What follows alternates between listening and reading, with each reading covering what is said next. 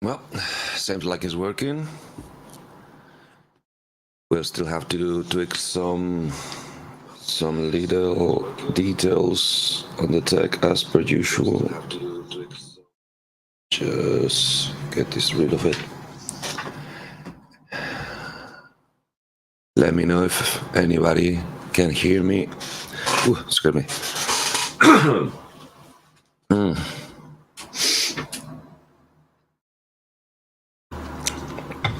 The excesses of Saturday night live. Good. So, welcome back to everybody who bothers in a way.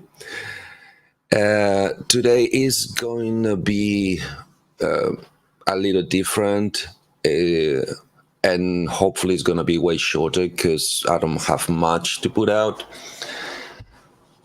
For things I'm going to explain right away. So, just a little recap. This is just me sharing with anybody there who clicks on the video what is my experience with this little Eurorack module, Behringer PP1, which is designed to take any electric signal from any musical device within reason and transform it into control voltages, CV, to go and control, in a way, sorry for the redundancy, analog synthesizers. And at the same time, because they choose so, they also gave us the option of doing that same conversion into actual digital MIDI, which is kind of neat if you ask me. I'm not affiliated, once again, full disclosure. Behringer doesn't pay me to do this. I wish they would. And I don't think they will ever even support it because I'm going to speak my mind every single time. And I'll try to be as honest and true to facts as I humanly can, but obviously I might get things wrong like every human on this planet. And yeah, no money has changed hands whatsoever. I'm not promoting this device. I'm not advocating that, oh, you should buy it because it's the best thing since sliced bread. In my particular unit, so far it's not. It's good. It's good. And I'm just want to push it to its boundaries to find out if it will allow me to do what I want to do, which is play my synthesizer sounds from the instrument I've been learning for decades, which is guitar, and most important for a band application for bass, because I want to play synth sounds on my future band that I'm trying to put together. Need to find the people, that's it. Because I have some projects and some applications that require synth-based sounds. Oh, I just like it. I think in my head they make more sense with synth-based sounds. So, what I'm gonna try today is first acknowledge all the wonderful people who commented on my previous videos. Thank you very much. Please keep on coming. As you have noticed, I read and reply all of them. Unless they becomes millions, then I'm just a man, so excuse me. But so far I do.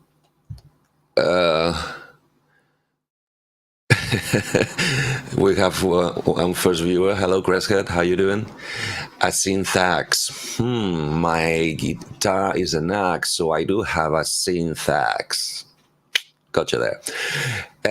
Yeah, I probably would sooner or later, but all the things come first. And at the moment, I'm involved in this one. And welcome, by the way, Cresshead.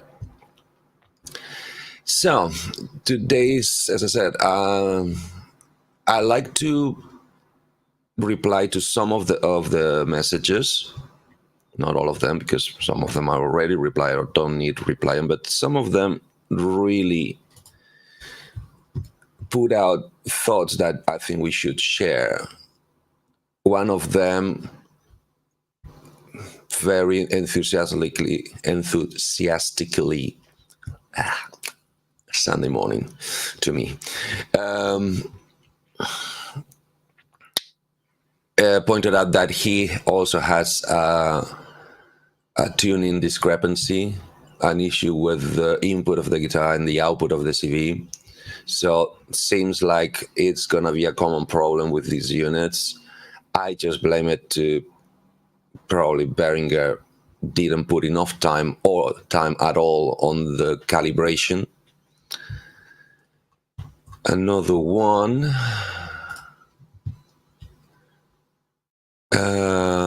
Oh.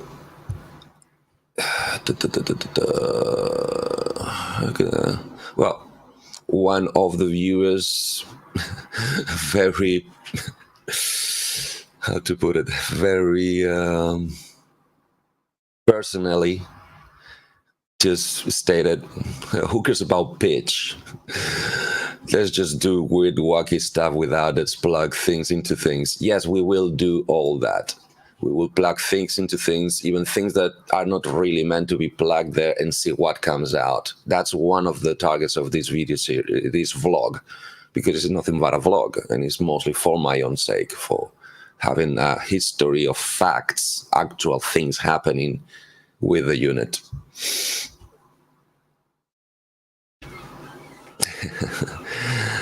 Welcome, Brad Lemmings. Hey, Eddie. Sorry, that's me. Hi, Brad. Hi, Brad. Welcome. Good. It's good that you get that you're friendly with each other. This is a friendly place for everybody to come and share their opinions. Another question I had.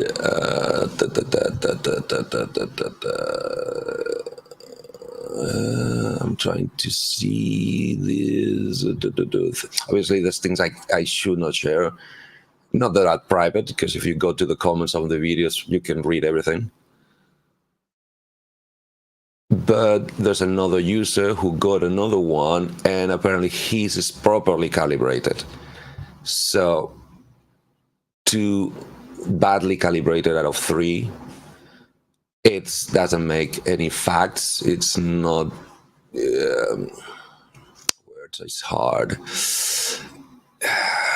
It's not, it doesn't become a fact. It could be just these 2 weird ones that are the only ones that are not properly calibrated. But if you bought a unit, please, I would love you to share with me what is your experience with it. That would be awesome, just to kind of create a data bank, a data sheet, if you wish, of what is the actual outcome of it. And in that regard, I must, in all fairness, have to share the, as I said, the experience, my experience with Behringer, which is basically right after last live stream. It's a little bit of a stretch to call it show. First thing I had to do, because I just had it for a week, so I had no time to do it yet. So I registered my product with Music Stripe / Behringer precisely. And right after that, I raised my support ticket, say, hey, this is not doing what it should do. And I think that was actually Sunday. And that is the reply I got. Let me just share tech. You know, tech and I are not friends. So let's see if it goes haywire. Okay, that's going good so far. Now let me get to Behringer's reply, which should be very, very, very... No, that's not it. Sorry. Is right here, right? So this is already out. So this is what they replied around Thursday, if not Friday. So it took them several days to get to it, probably because hopefully they've been flooded by tickets about this particular item. And yes, they're on the case, and they're gonna be, as they said, requested a calibration procedure for the PP1. I'm kind of astonished because even when it's 90% digital, the CV 10% remaining, which is kind of the whole point of the unit, I'm a little amazed that they didn't already address it in the Music Drive software, in the Synth Drive software. Is that the name? Let me get this right. They call it, getting it, Synth Drive, yeah. Which is basically their portal to set and calibrate most or some of the analog synthesizers through the USB ports. And I don't know if any of them does anything through the 5-pin DINs, but as I said, I don't have them all. So let me catch up a little bit with what's the commenting.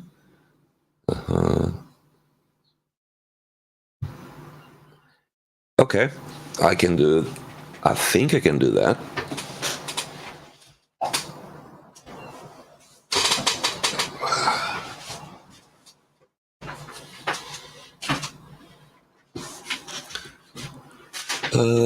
Sadly, I'm too fat, so excuse about that. I'm taking too much of the screen, so is that better? But the kind of bad news is my plan today is, apart from one thing that this endearing person, Brad Lemmings, in the chat pointed out, and I want to try to put it to the test today, just to triple check, just to go through all the possibilities and be totally aware that it's a problem on the calibration. The plan today is not actually to use the 2600. Today I want to explore the digital side of it, because that's the one that looks to be working out of the box. So let's remove this for the minute.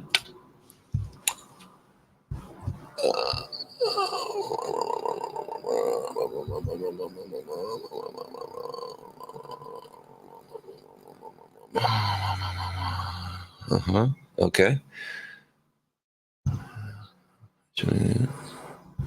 Okay. He's smiling. Okay.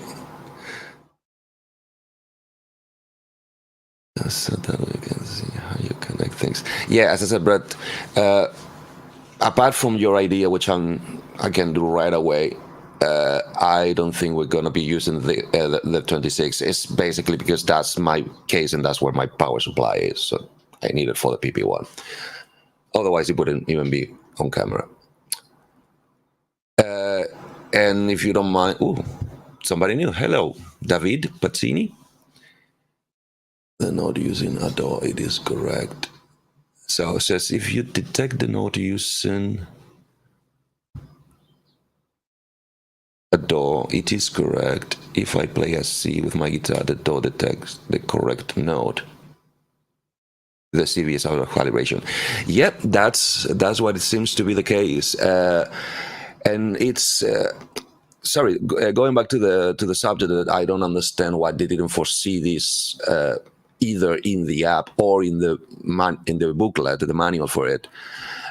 Is almost really weird when you turn around the unit, when you take it out the box.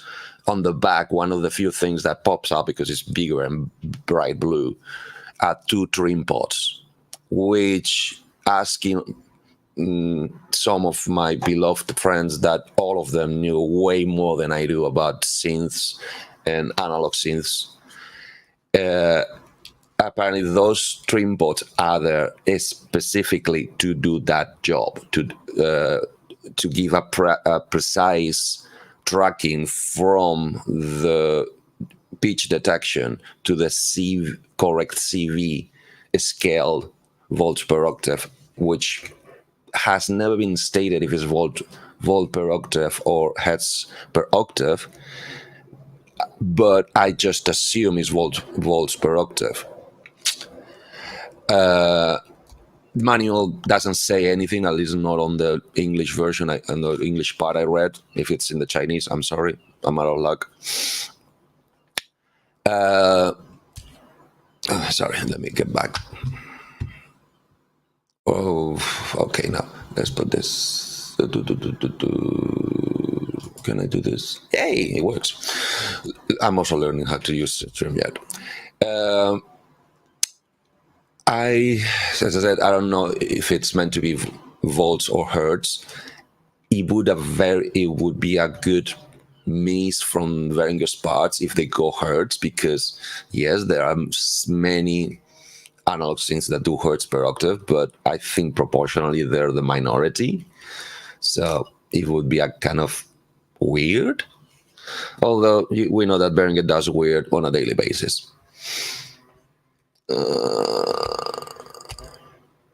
Crescent, yes, the trim pods have only, and I hope they have only effect on the CV, on the analog side of the unit, obviously, because MIDI is MIDI. Once it's a number, it's a number. You cannot fine tune it. You cannot pitch it 20 cents up or down. It's the note.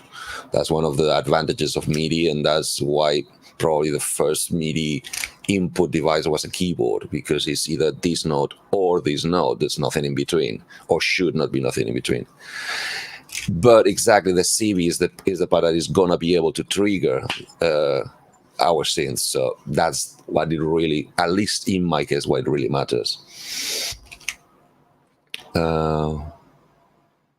Okay, yep, Brad Lemmings, we're gonna go to that.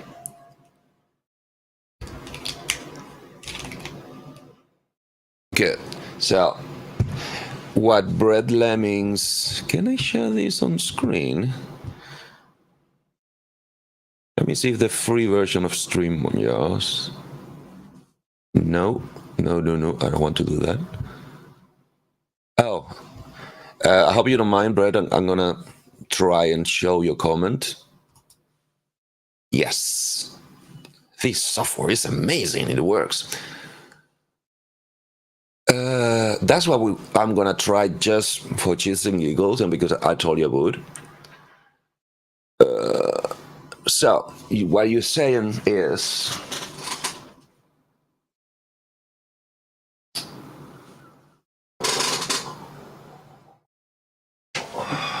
the CV out, the Hop volt per octave output, you want to connect it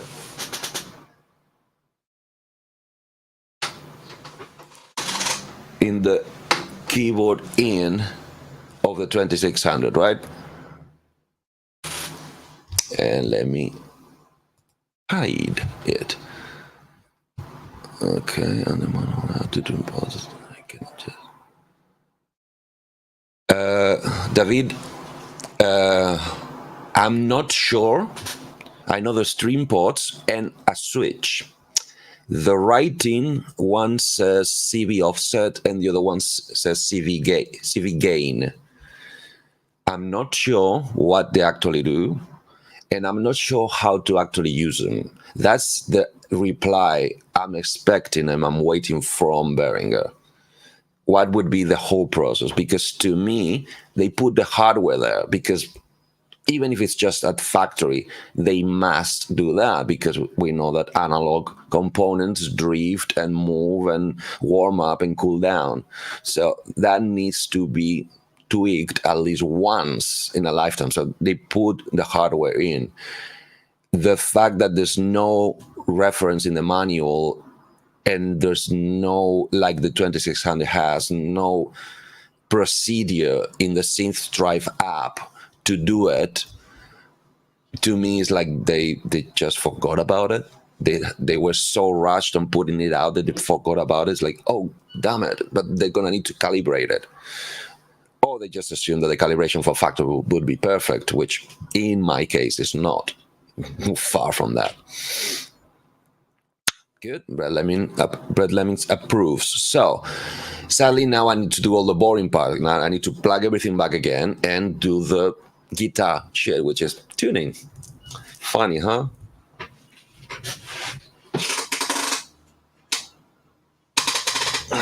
So, as I said, for troubleshooting sake, I'm sticking exactly to the same guitar. One of the things I'm learning through endless tedious process of troubleshooting on a daily basis is don't change more than one thing at a time, otherwise you're going to be chasing your own tail for endlessly. So guitar is the same. Let's tune it. In fact, let me double see, because that will also help me. Oops. Go back to this, because as you pointed out, yes, we need this. All right, that would help me to see if the flow of events, in fact, I'm gonna go straight to the source. Yeah. So, oh, sorry. No. See, I forgot how I did it last time.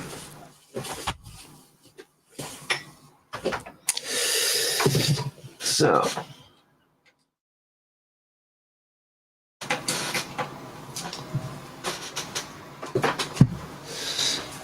ooh, sorry.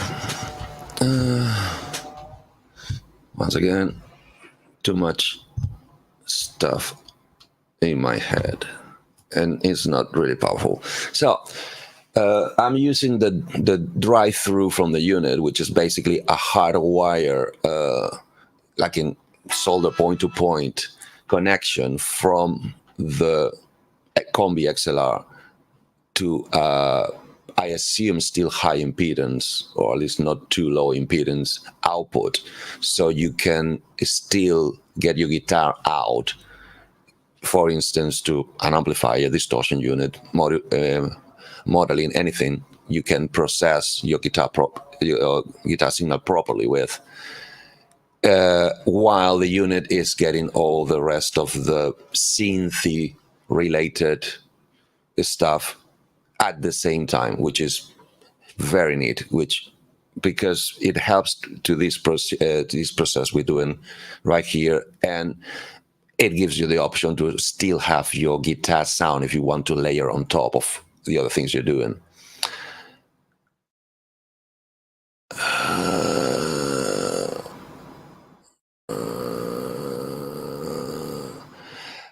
Cresthead, yeah, this is a very, very good point. Do you mind? If you don't mind, I'm gonna share it.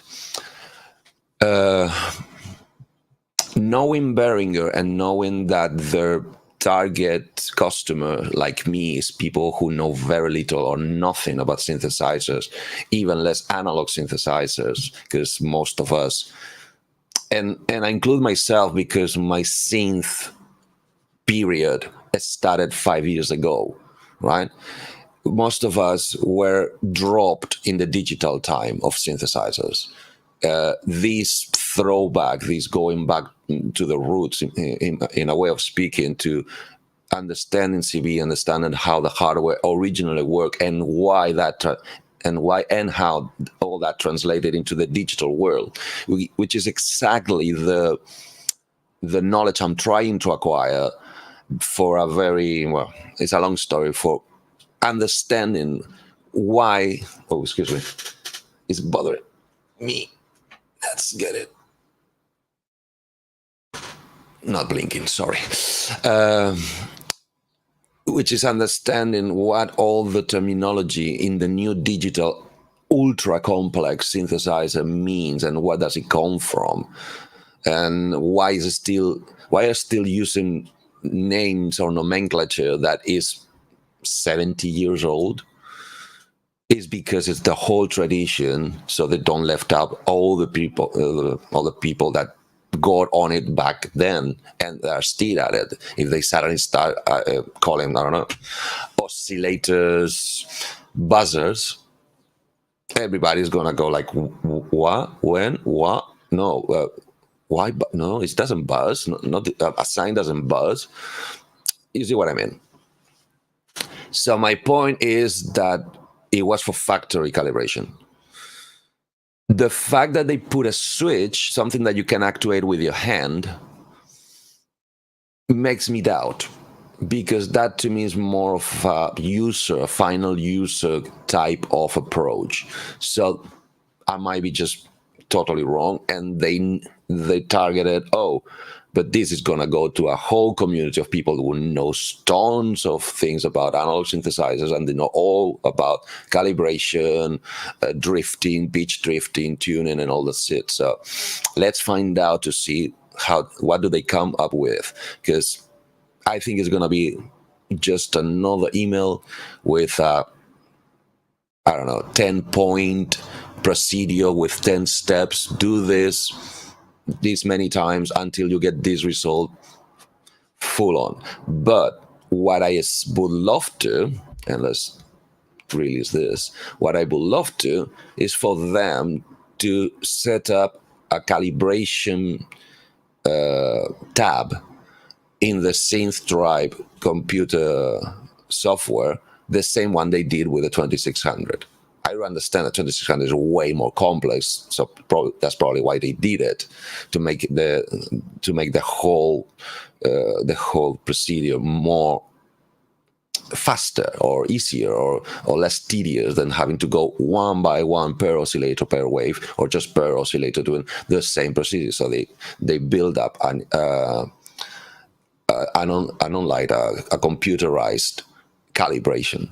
That would be awesome if they do it for this one as well. But if not, trim pod, screwdriver, patience, and tuner. So get out from the PP1 to. Oh yeah, thank you. Obviously.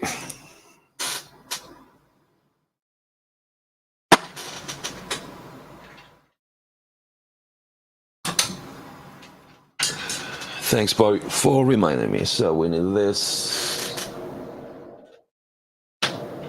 here. Ooh, sorry, I forgot. We need something else to do that. Just I need to plug the sound of the synth, but let's finish this first. So.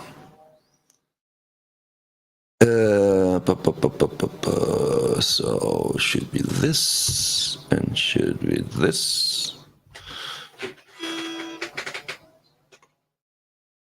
And I need to do this.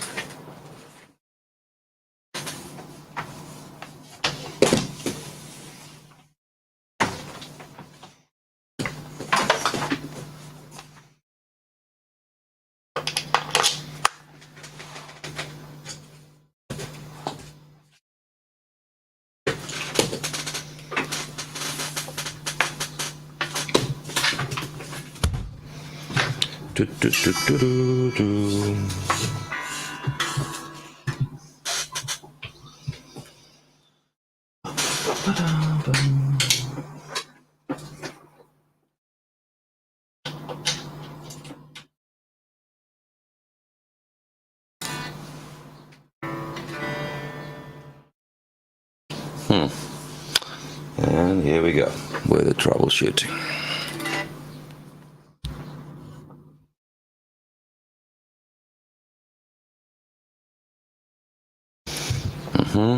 Audio. We're gonna need audio, and we're gonna need to send it. File is being sent.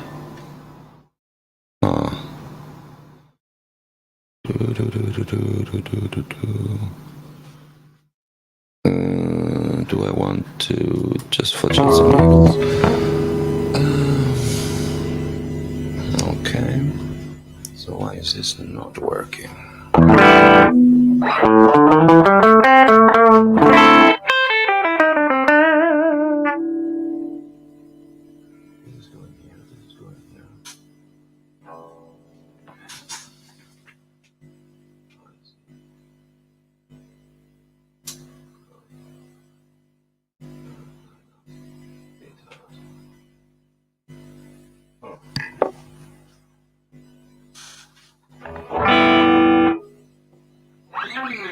Yeah, we got signal here.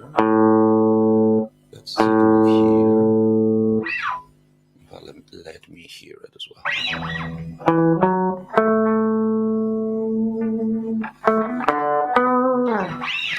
But just not that loud.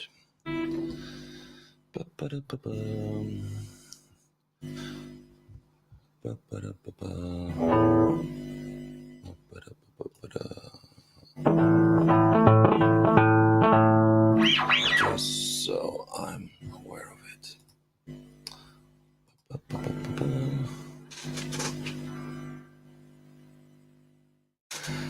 Hi, Cloudface. Thanks for the waving.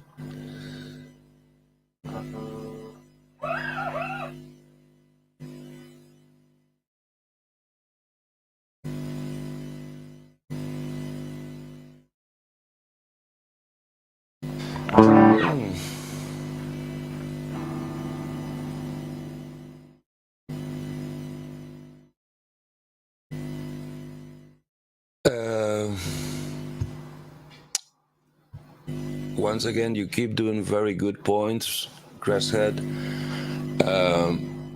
That's why I think it was just for factory. The fact that my setup doesn't apply because my case is open back, so I could access that any second. I could just turn around, go with it, tweak it down, press the button, tweak it around, and troubleshoot it if I need to. But that's not, I understand that's not the typical case of, I don't know, 99% of the rest of the users of Eurorack. So yeah, I'm with you that it should be just been done once, in the factory, but in my case, not even close. Or it has drifted so much that it's unusable.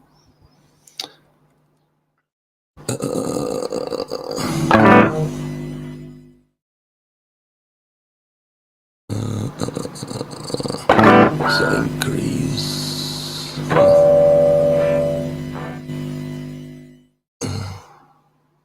Oh, on the amplifier, sure, yeah. Yep. The AR sliders all the way up.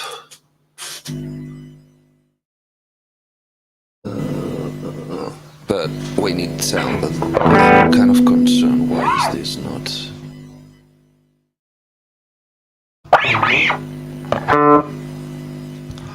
Why is this not doing its job?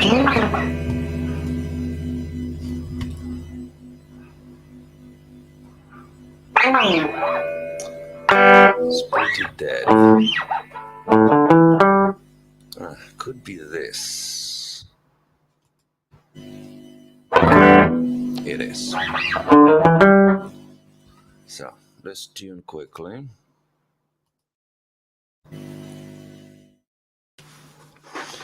Famous last words. Good, all on full blast, and let's go for it. Yeah, the wonders of guitars. For anybody who's interested, why would you? The best way to tune any guitar is always go upwards in pitch, like in stretching, pulling from the string. If you go downwards, your tuning is gonna be deficient. Fun fact of the day.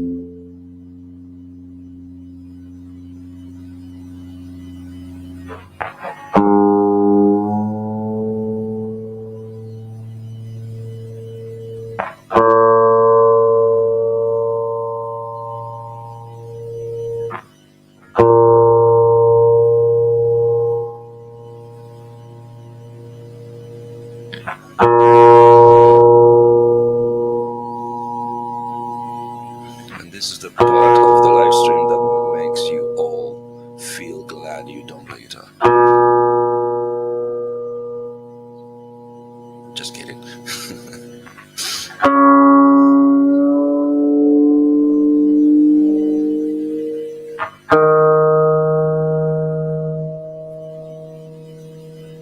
Just to double check. Can you hear the guitar?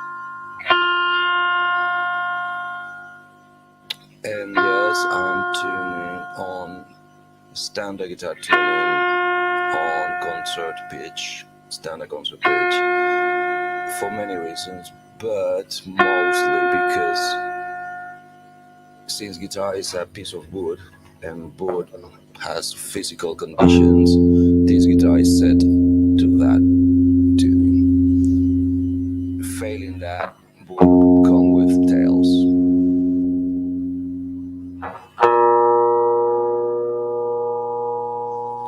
As you can see, it's not as tedious as a CS80, but getting a guitar in tune is not a 1 minute job.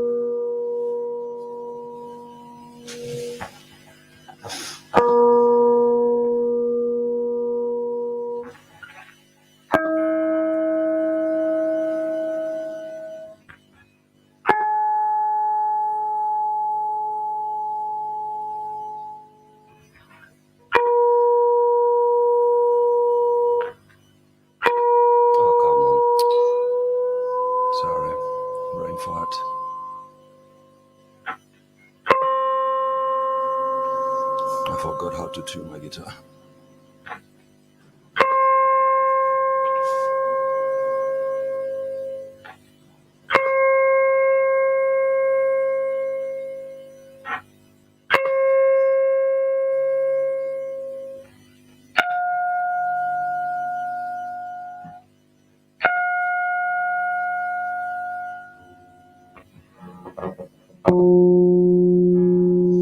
Obviously, feel free to chat between yourselves. I just would like to ask that if you do, and then you need to want to address me, please flag my name. Otherwise, I might miss it.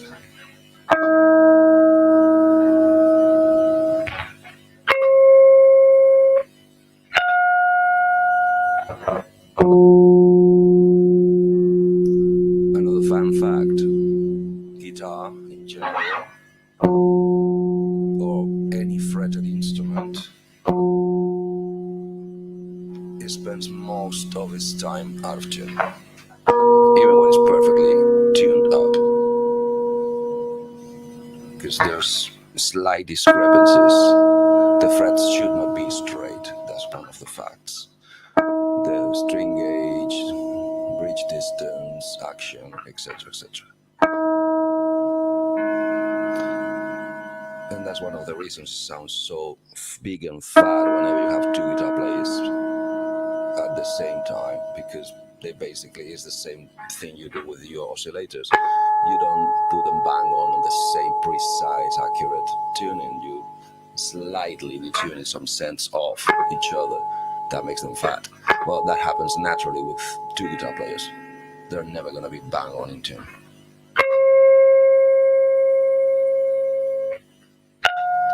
Okay, I wanna call it enough. And now let me put this down and get the synth sound in.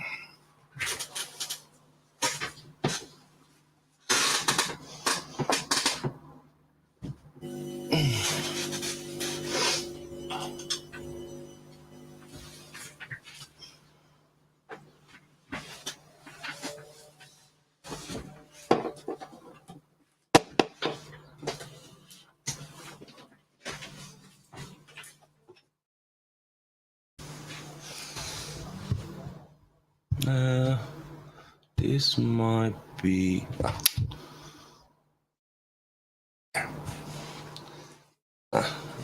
You can actually see. Let's see, what can I do about that?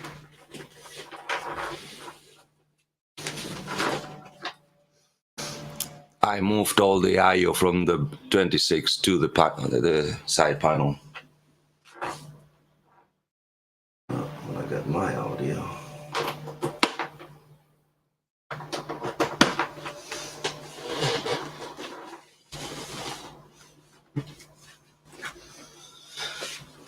In case I ever bring it to a gig, I could even have everything plugged and ready to go, as in audio coming out and not having to turn off amplifiers and stuff, and still get the synth down and the case put in, and a path log if I need to, and just go down the pub and have down the bar and get a drink.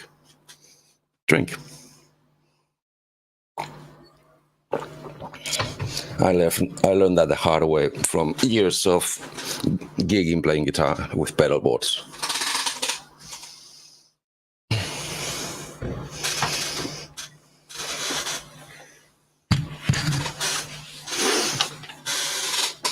So that's one.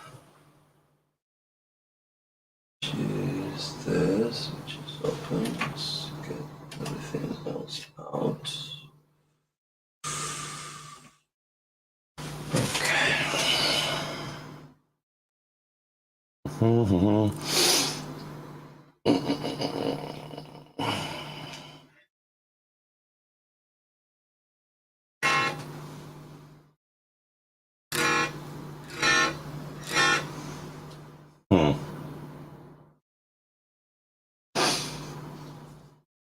And some of you know that that's the bad side of putting things away every time you need the space back, is that then you have to put them back to make it work again. So it's the endless cycle.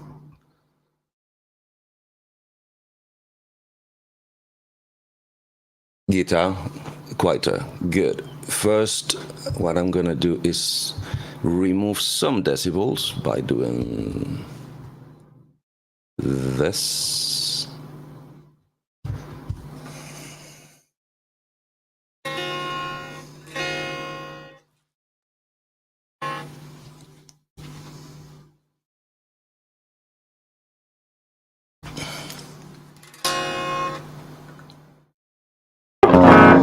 Whoa, got distortion. Cool, where? Oh, no, sorry. It's not distortion, it's synthesizer. It's a cool distortion. And let me put the guitar a little bit down no, that's not it.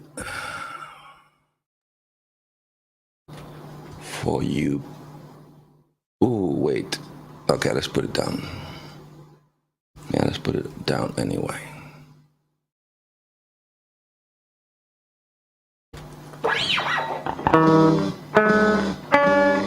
Oh, lovely.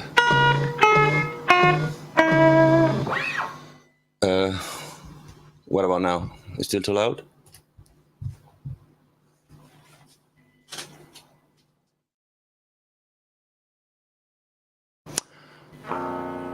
Ooh, this is the £1,000,000 question. In my particular case, I want to play bass on a band. Straightly put, but I want to use, for instance, one of the things in my head, I want to be able to use a 303 type bass on a band. And obviously this might not end up being the right tool to get a bang on TB303 sound, because probably filters are wrong or oscillators are wrong. But it might take me halfway there, and I can always get the right tool later down the line if I don't have it, which I might have it somewhere in the gear I have.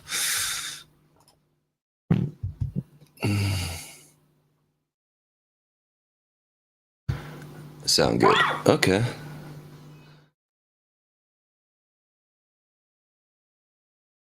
Cloud face. Sorry. With your permission, I'm sharing another $1 million question. Both. Because of that duality,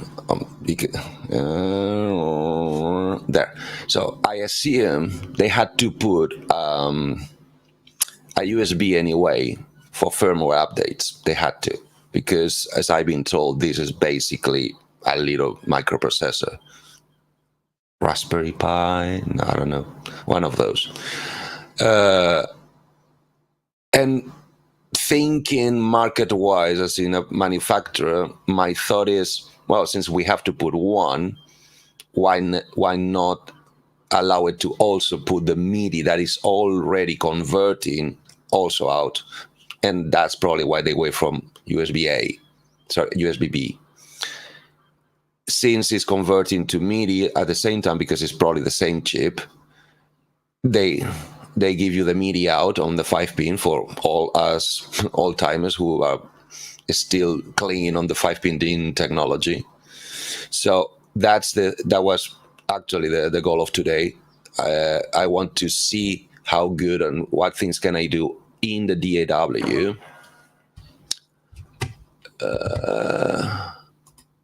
Teaching on the MIDI. How would it perform straight to MIDI? Because as we proved on the last live stream, that one is bang on. Whatever you play is what it comes out. Okay. Keep getting the wrong screen. Sorry. The dogs on the PP1, there's no big of exactly. I don't think you were supposed to miss it. Exactly. That's what I thought. So Creshead is pointing that there's no, as I said, there's no mention of any calibration or even any guts of the unit at all in the manual. Like they want us to stick to the faceplate and forget everything about it. So I assume it was meant for the factory calibration, which in my unit never happened. Yes, they should have mentioned it in the book. So,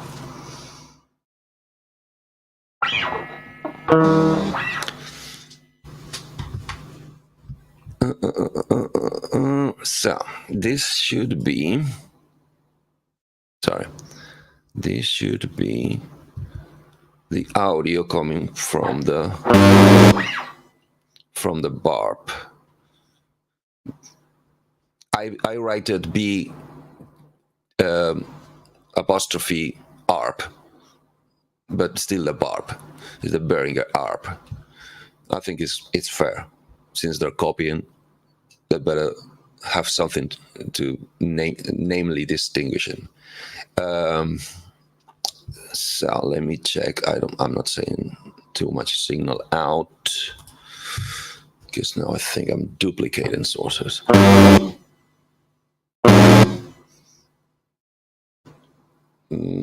I'm kind of Let me know if it's too loud. I'll try to do something about that.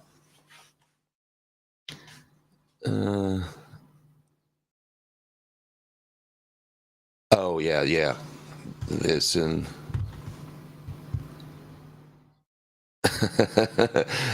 Whoa. The chat is definitely on fire. Creshead, yeah, this is a very good point. Yes, definitely. Although I think these are endless rotary ones, so they don't really have I think it does really not matter the position they were in the first place. But yeah, definitely do it, so you can go back. And welcome 2009 Tosh. And yes, it's monophonic. The tech is monophonic. It's meant to track one note at a time. And probably that's why they put the XLR, because that's ideal for voice. A vocalist theoretically can only sing one note at a time, although some vocal techniques over there claim different.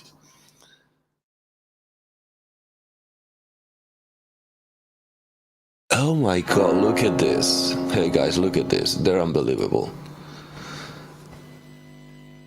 They want a video of the problem. They're unbelievable. Okay. They didn't ask me for one. You must have missed the first minutes of the live stream. I share the email they sent me, not a mention of, oh, prove that is what it's doing wrong. I hope that is because they're getting enough replies and enough tickets to get worried about it. Like, you know, probably because and this is my opinion, this is just my train of thought, probably because the result of the mistracking in the calibration or lack of calibration is going to show different on every person. For instance, in my case, each half step I play moves the tuning, the pitch, only 20 cents instead of 100 cents it should move, right? I think this same person, 2009 Tosh, sent me that he got always 2 half step, or was it 2 steps off the real pitch, which is close to a good calibration if it's a steady. As in, you get always a second out of your note. That would be better than mine, but still not quite a cigar. But yeah, they're unbelievable. They now they need proof that of their own mistakes. Well, I just show in this video, and please feel free to relate this video to them at the beginning. Oh God, I might have to create chapters for this. That's going to take me a little too long. Sorry. I'm the only one. I raised another ticket, and they even replied to my ticket. So don't buy that. Don't get that from them. We're probably tens by now. People complaining about it. Yeah, Crescent. Also, you could use a mic or a flute, anything through a microphone, claps to become thunderous sounds in your modular system or analog synthesizer.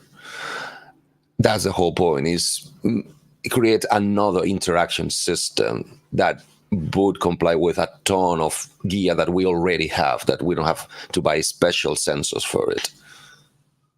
2 half steps. Thank you, 2009 Tosh. That's a mouthful for me. Ain't nothing wrong with, so you can skip the song so easy to hear what PP1 is doing. Yeah, I can mute it, but the point is so you can see visually, because the whole point is to see this and see this. If I manage to do it right.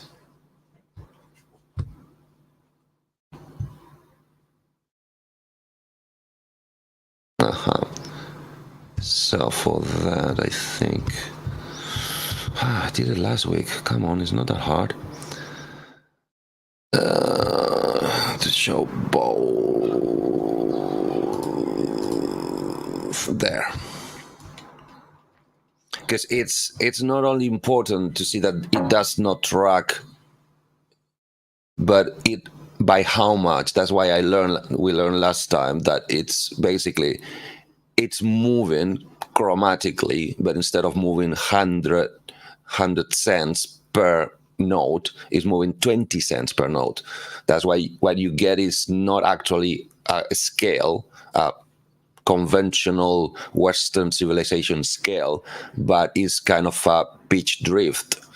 It's like more like a pitch bend, not actually following the note you're executing, because well, this should be an A.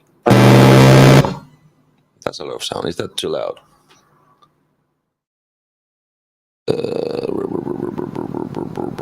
I need to remember. Too many tech on my head at the moment. Ooh.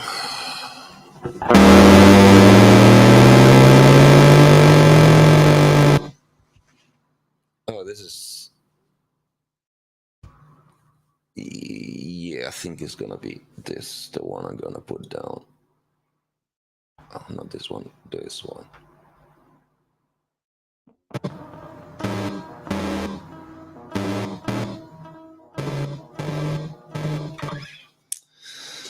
Okay, back to it. Yeah. And now what I need is this. Okay.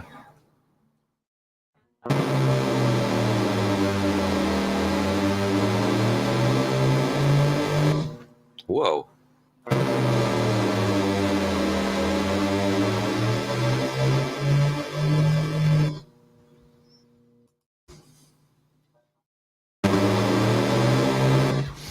Something's weird here.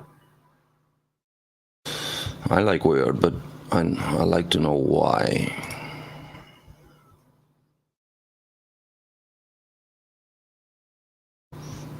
So, well, sadly, we might have to tune this first. Sorry, I don't mean the guitar again. I mean the oscillator.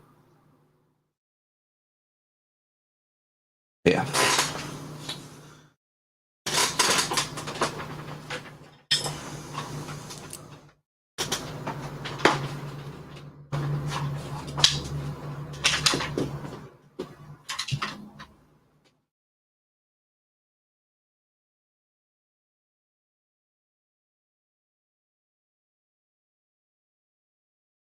Come on, come on. You can do it. Da, da, da, da, da. I think this is the input.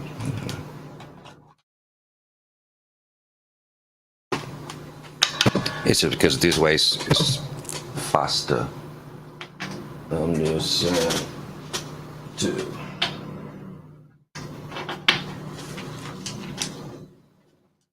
So yeah, old fashioned.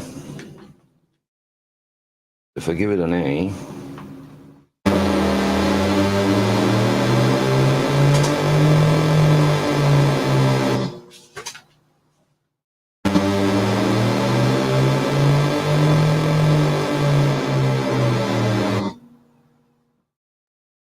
okay, this is weird.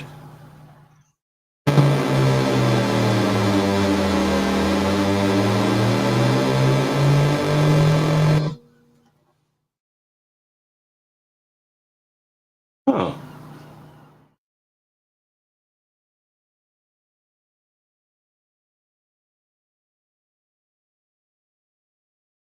Why would it's fluctuating? Connecting it this way to the 26 is fluctuating. The pitch is not steady.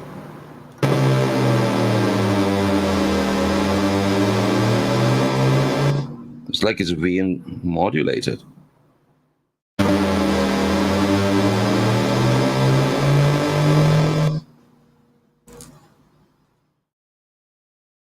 Huh.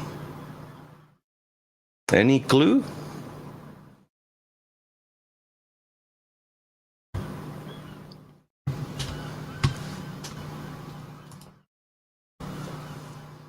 Yeah, my thoughts exactly.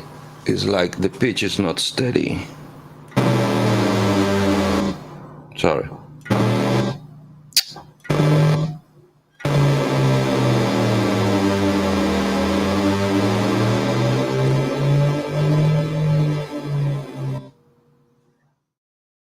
I'm trying to think if I have any LFO running. Well, I don't see it.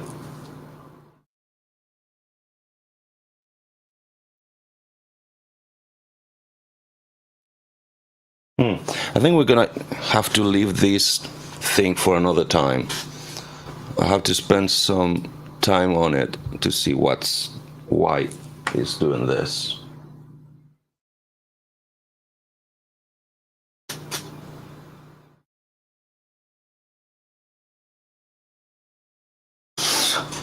So it's in mono voice.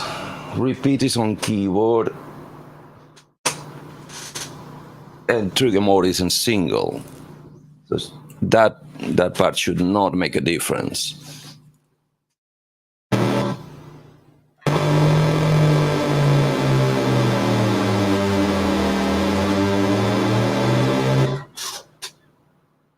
Oh, sorry. I think I found it. Sorry. This your one modulating pitch.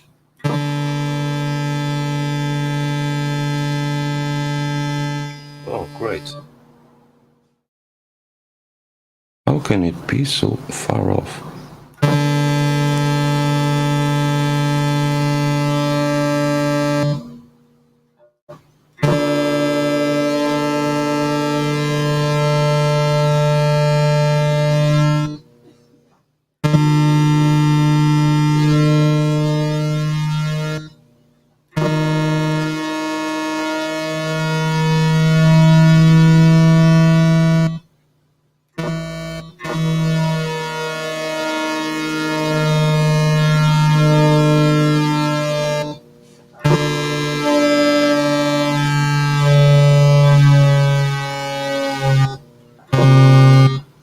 Okay.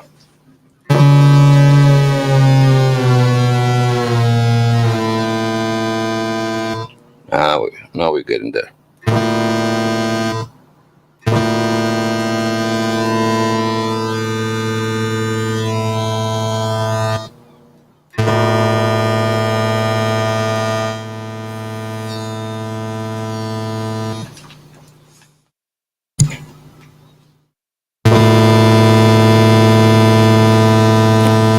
As good as I can make it.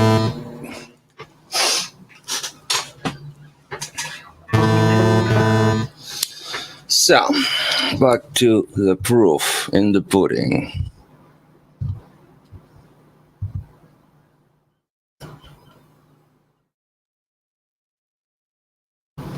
Then is this one, the one that keeps disappearing. In fact, for the minute, come on.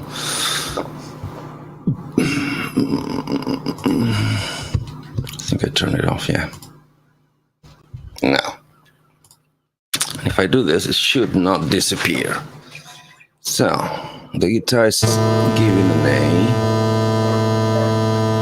and the synth is giving an A flat. Okay, see if I can tweak it.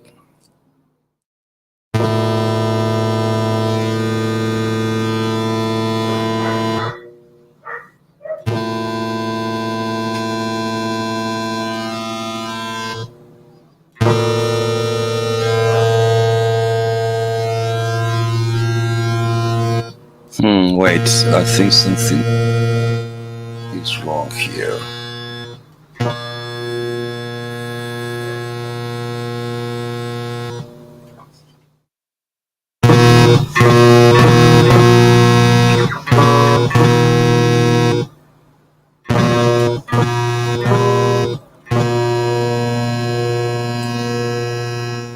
Yeah, because something's wrong here.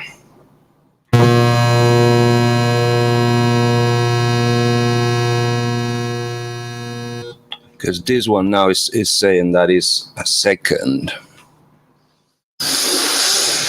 I had this happening before, and the solution is not pretty.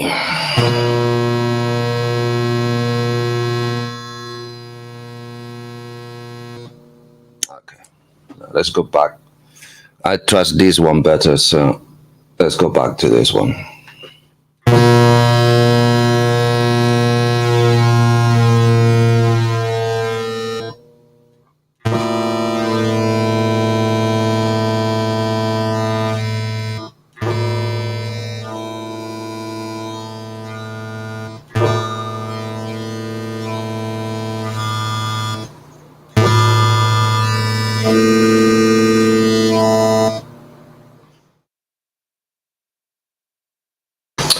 So, the explanation, I believe, is because, let me get a little personal, is because the guitar is following a very complex route. Basically, it's going straight to the PP1, and the drive-through is coming out of the PP1. But the way I'm putting it into the computer is going into the interface, and that signal is going through a software mixer. I don't know if anybody of you is familiar with the freaking potato voice meter.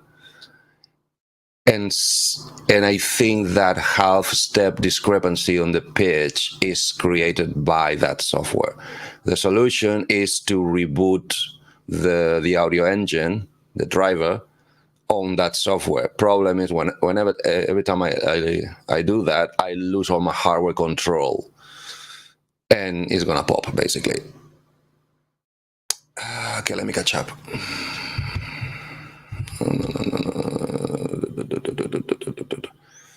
Bar oscillator seem to be moderated. Yeah, right in the bar oscillated to that tone of the guitar. Yeah, try initial tuning instead of fine tuning on the bar. Thank you.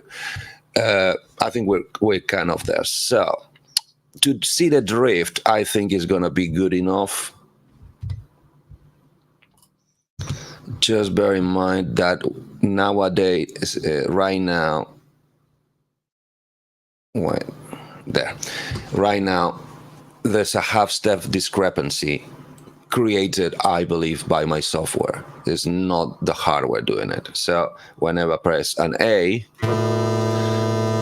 which is the guitar on the top, is giving me an A flat, and also very tune off. But to see the drift, if I go for an A sharp, it should give me an A on the bottom one, and it's just moved a tad. So B flat gives me the same note, just some cents higher. Once again, so I'm around an A on the top, A flat minus 42. When I go for B sharp, it doesn't even, it moves a little bit. Let's go for B. It moves 5 cents. C, it's not really tracking. Huh, okay, why is not? It wasn't this bad before.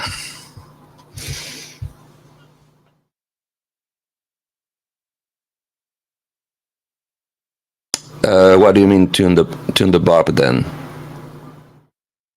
The barb is in tune. So, as I said, double checking. Let me make me big, nasty as that is, or unpleasant as that is, but make me big. Ooh, always there. So, if I play my A, in fact, because the oscillator is still on that note, if I go back to A,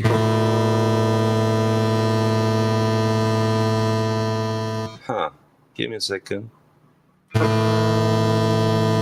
Oh, okay. I think we found the problem. So, I'm trying to drift away from the shining. The oscillator is stuck on an A. Doesn't matter which note I give him. So somehow he's not following the pitch. I don't know if you agree, Brad, but that to me is proof that this is not working here. And that's why I had to slide it up. So now it should do a little better. So if I go an A,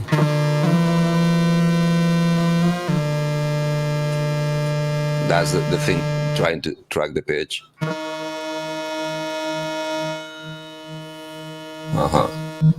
Now it's following.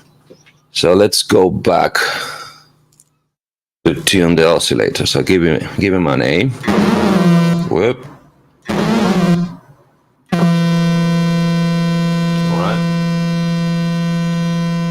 And let's try to get the A tuned here. That was an E. Well, in fact, it needs to go lower. Sorry. No, a little higher. Why are you stopping?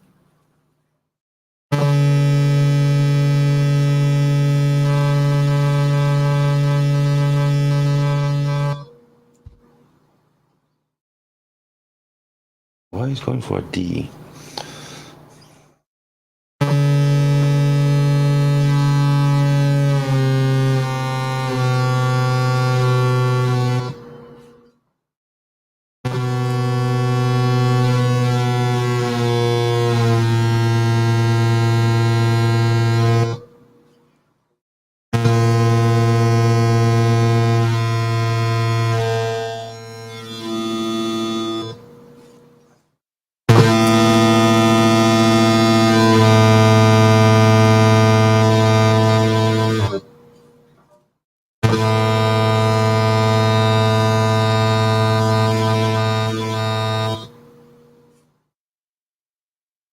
So my A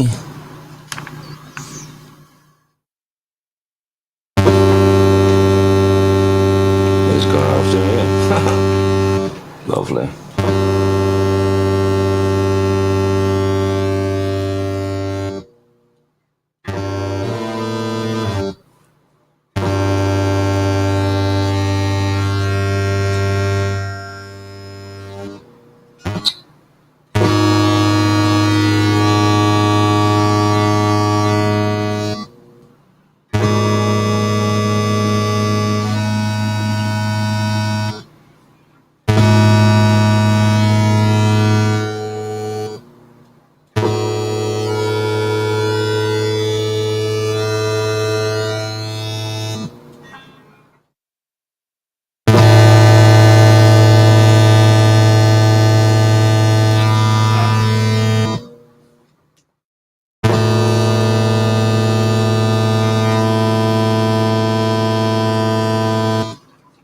Once again, oh, I always get this angle wrong, and this A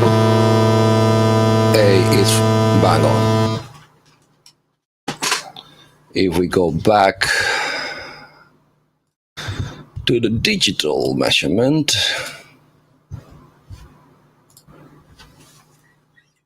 guitar is on top.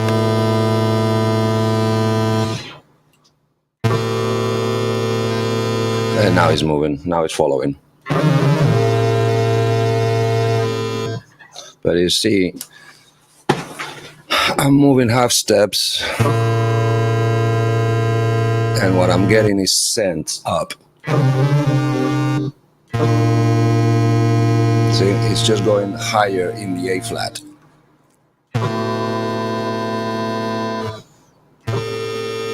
So yeah, that's a calibration mismatch, if there any was one. Good, everything is back to be as bad as it was. That's an improvement, believe it or not. What am I looking for? Sorry. I'm looking for this. Okay, let me catch up.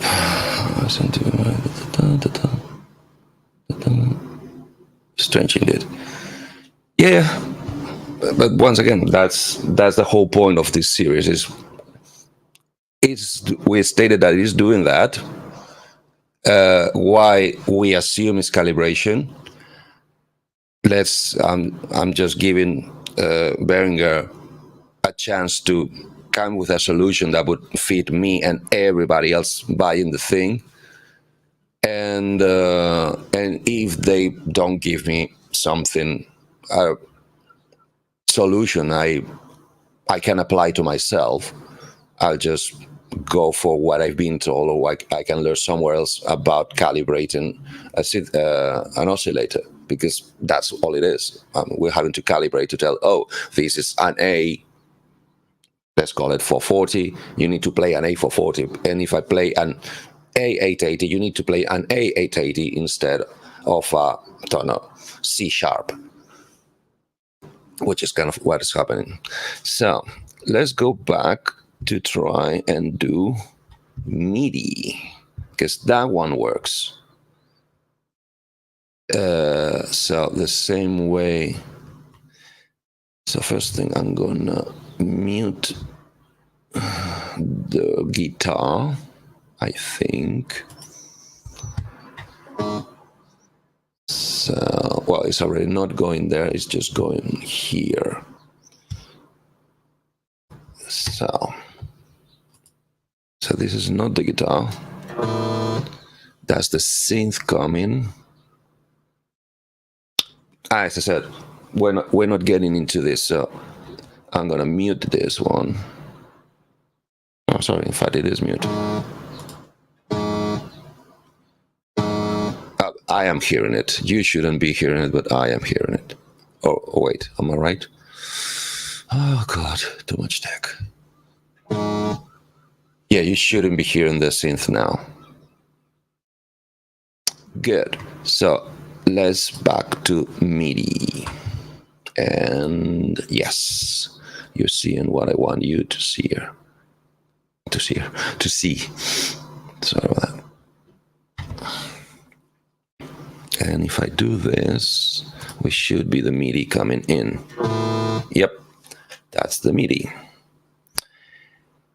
But, just for shits and giggles, let's do this. Let's go to enable this. Wait, yeah, done. And let's go for this. Problem is it's gonna be a little too big. Let me resize this, and now I can share it with you. Cool. You can see exactly what it is. It's Cherry Audio's version of the PS20. I think it sounds awesome, but hey, that's my opinion. Let's get something. God, this is small. Sorry, in fact, too small. I need to make this bigger. Don't you love resizable GUIs? They're the best. Because I need to go to, let's go for lead. And I don't know, I've never tried them all, so. Okay, this is gonna be funny. Shredder.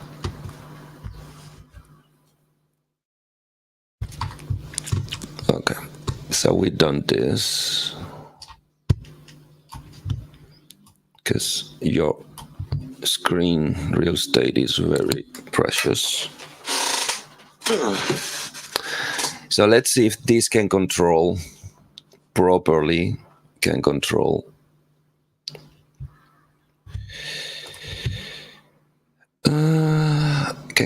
VSTs or indeed any MIDI triggered device, hardware or software. So first I need to find here, perfect pitch as my MIDI input. Good. Do we have any? Yep. Now what I'm going to do, because I need to listen just for 1 minute just to this one. I'm gonna do this. And now we need probably this. Well, I can see already, I hope you can see as well, that is right here. That's my MIDI indicator. Something is coming in. Now I just need to find out. Oh, that's why. Oh, duh. Ooh, I didn't like it. I get this. So why is this coming?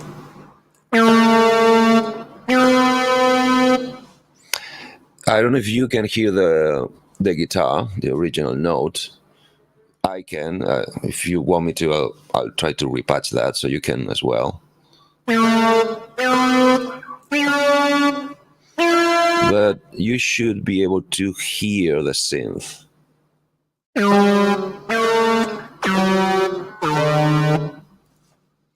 Is that right?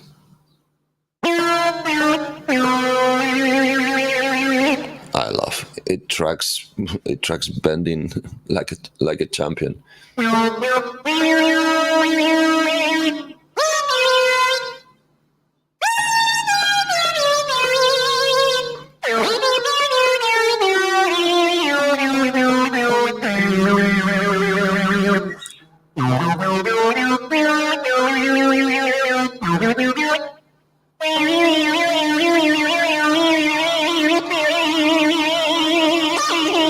Oh, come on, this is awesome. Need to tune, you think? Okay.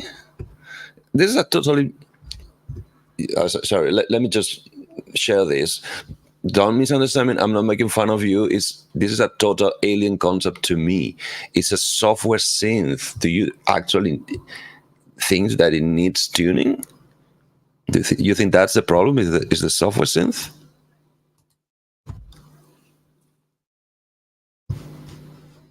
I'm just curious. I'm really curious. I'm honestly curious. I want to know. Oh, come on, back to this. And if so, how would I do that? Because another thing could be happening, could be the fact that even the MIDI is out of tune.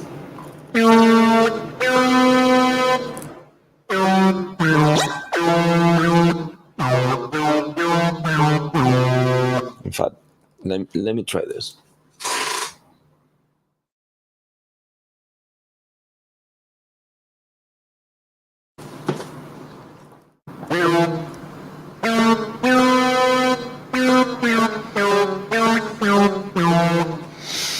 Because if I put the guitar through, you can, I hope you can hear. No, you can't.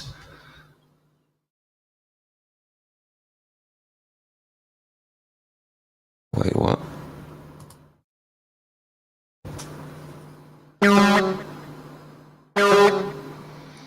Can you hear the guitar now? Let me mute this just to triple check. All right, so this is the note and the guitar. And let me... Okay, this is too much. Yeah, more or less this, but I want this. Okay, get this away first. So that's my voice.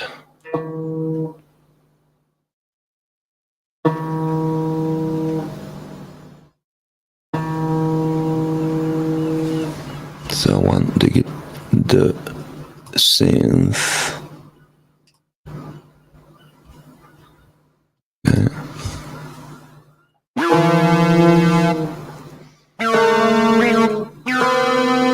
Can you hear both notes, the one from the synth and the one from the guitar? Please let me know.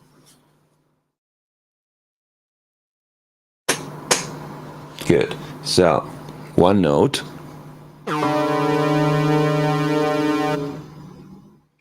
So, let's play C.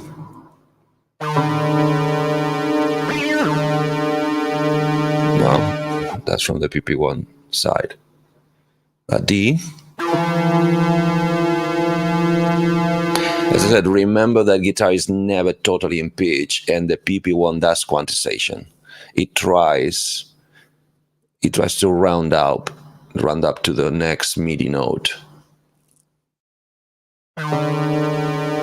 So as slightly, as in probably some sense of, is possible, I think, but it should not be totally off.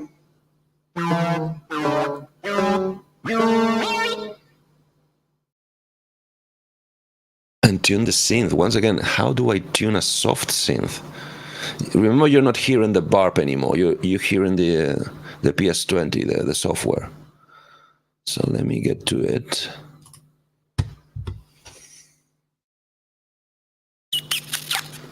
In fact, it would be easier to tune just the guitar, because it could be out of tune.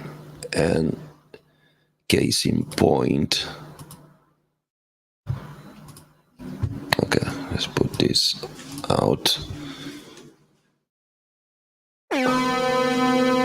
See, it's a little off. It's like 5 cents off. That could be the discrepancy we can hear, because the soft synth is quantized. It comes from MIDI, and it should be bang on in pitch.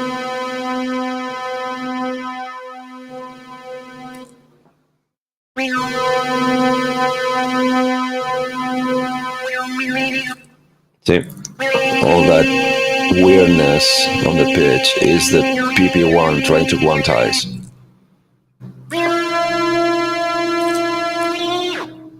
Remember what I told you guys? Guitars are never in tune, and even when they are, they move. You thought analog synthesizers were bad.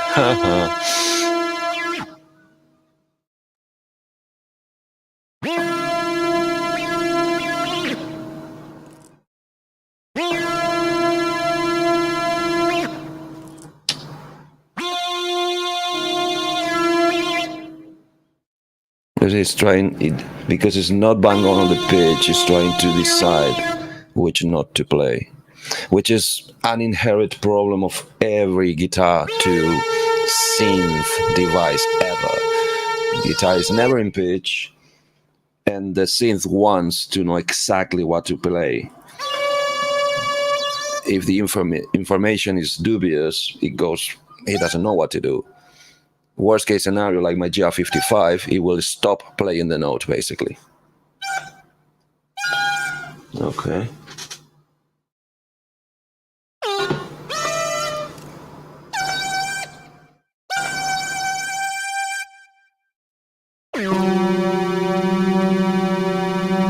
This is totally out.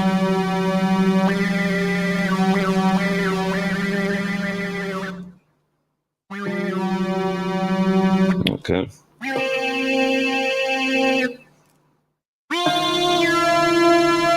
Right.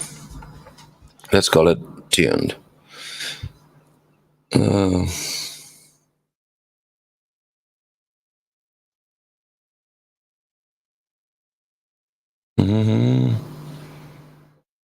okay. I never knew. Thank you.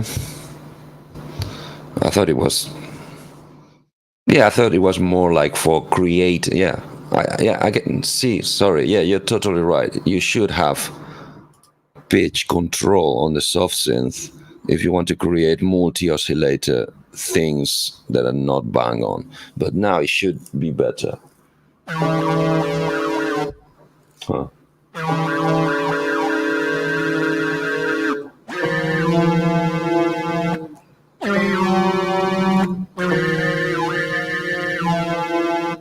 Huh.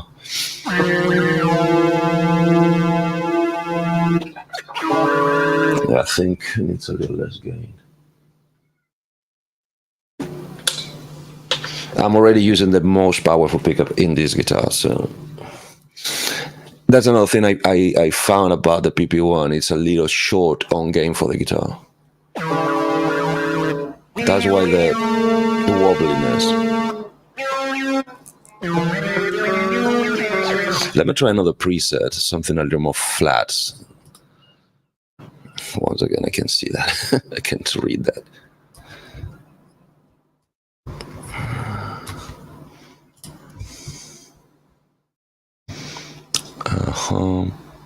Let's go for a bass.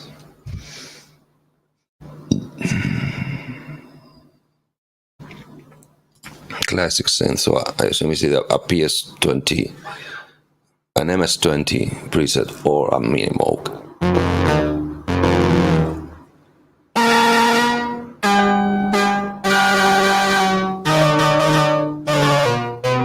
Okay, I'm gonna remove the guitar.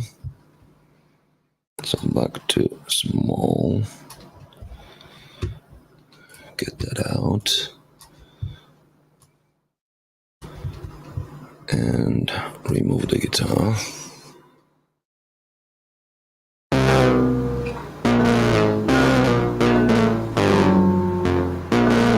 Yeah, this one has a very short envelope.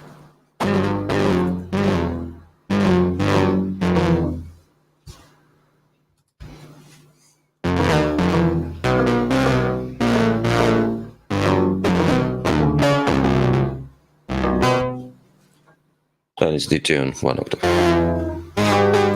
So let's go back to something longer. God, this is a pain.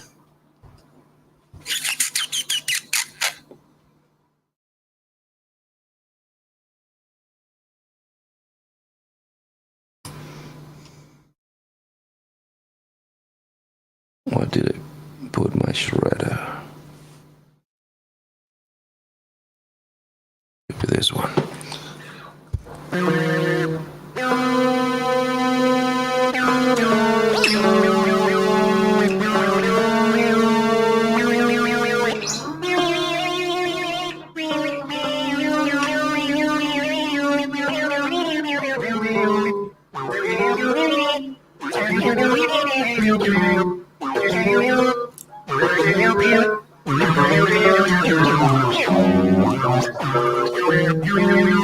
Yeah, the speed is awesome. It's really, really fast. Okay, let's go for the oscillator section, tuning.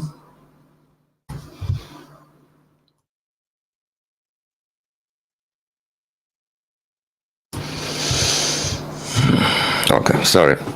For this, I need the tools. I'm too blind for this shit. Which is, what is control high pass, control low pass.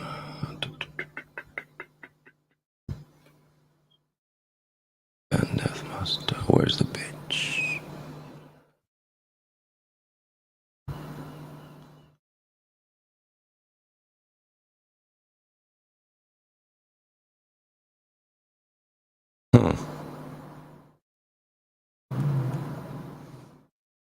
I can't find the pitch. Because this is just to transpose this. Oh, here. Oh.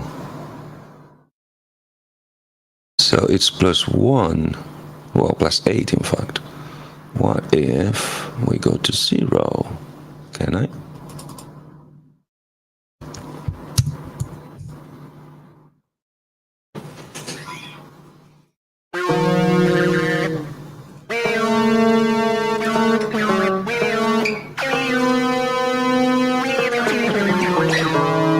Yeah, I think, yeah.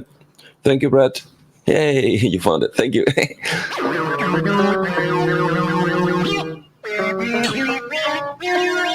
So now, if we go back to having guitar on it, it's very bang on.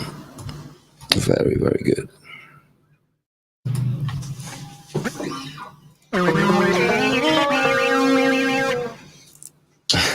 And somebody asked, what about polyphony? Well, that's what you get with polyphony.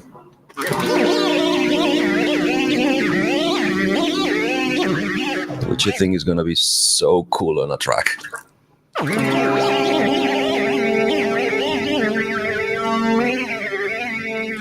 Okay, let me put a little more synth. I need to hear it a little louder.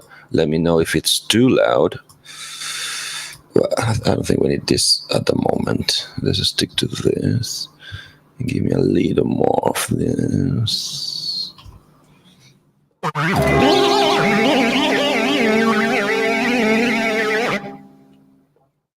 Let's see if it does the same.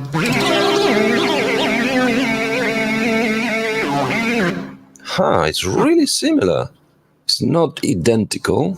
So if I do the same chord twice,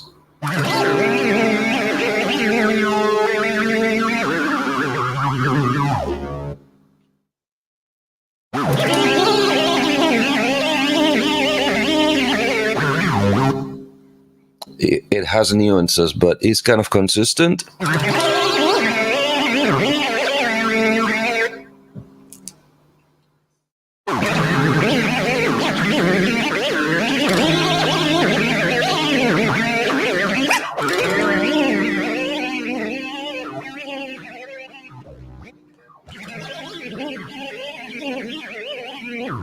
That's how fast it tracks. It's just following harmonics.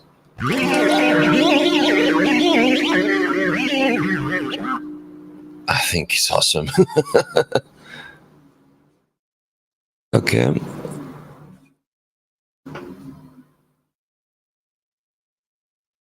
There's one note on the guitar. Put on that pitch note, bucket and forth until you find the same note.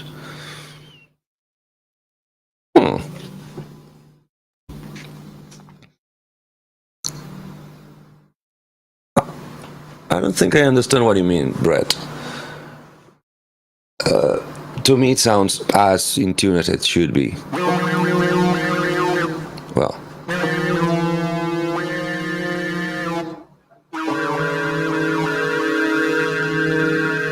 it's weird because it's too sensitive at the moment.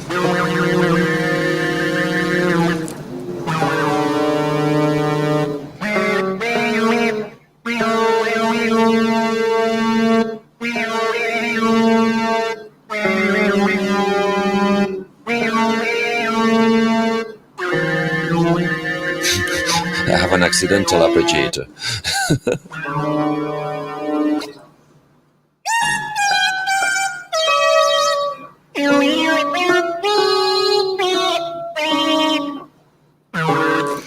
Okay, again, what if I change the range?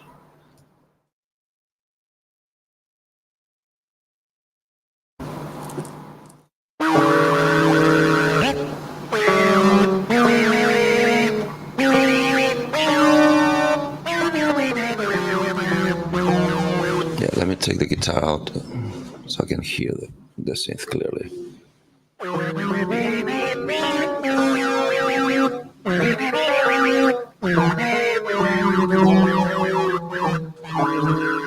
It's fluctuating a lot with no range. Leave it just on the pitch now. Okay, it's okay. It's okay. I can put it back. Oh, it probably wasn't the right oscillator neither.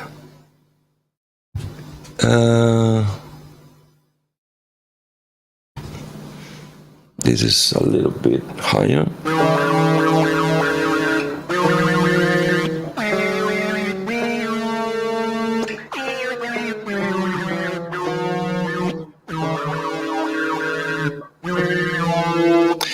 Sorry, I think the range is wrong.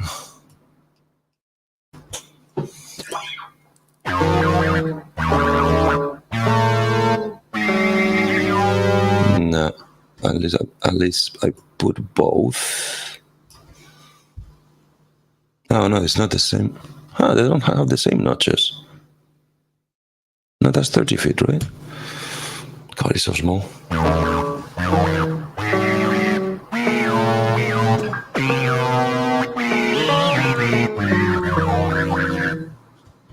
Never mind. Put it back.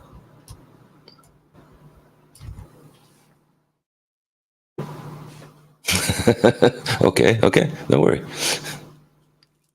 But, okay, higher or lower? What do you mean?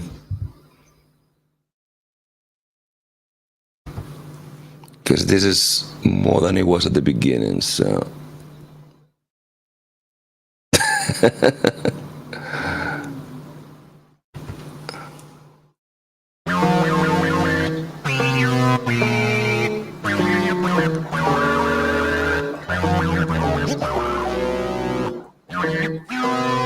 It's a one thingy. I don't know why it's doing it.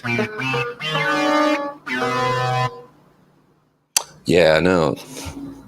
And the problem is this seems to be stepped. Sorry, let me give it a little more width because I can't see what's actually doing. Or at least, so wait, is it stepped? Oh no, okay. Ah, but it's really sensitive. Okay, -7. Oh, yeah, that's better.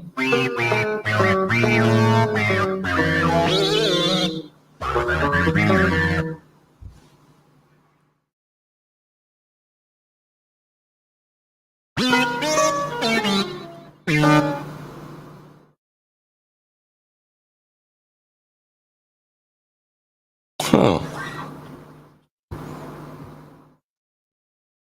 I just okay. So let's go back to the C.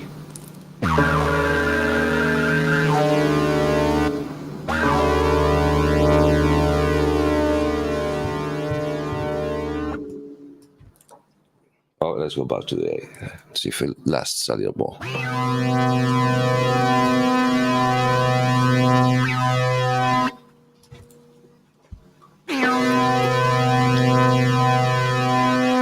I like it there.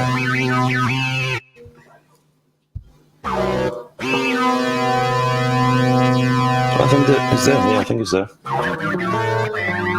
Good. So check this one out. This I think this is interesting. So the synth is in tune with the VST, which is MIDI. You haven't said if you're using the 5-pin or the USB connection. That could be a significant fact. And when you turn the device, switch off PP1, oh, back fine again.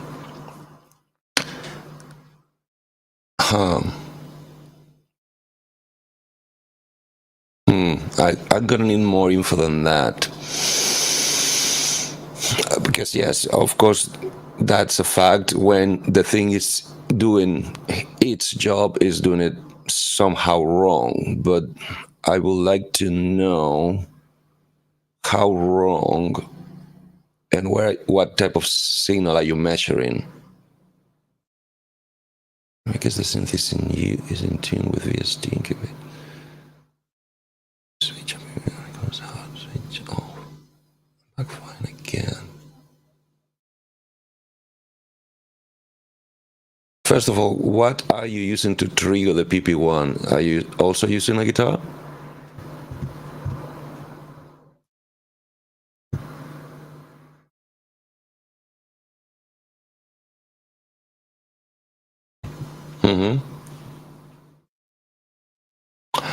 No, I think this is the one. As in, it sounds not the.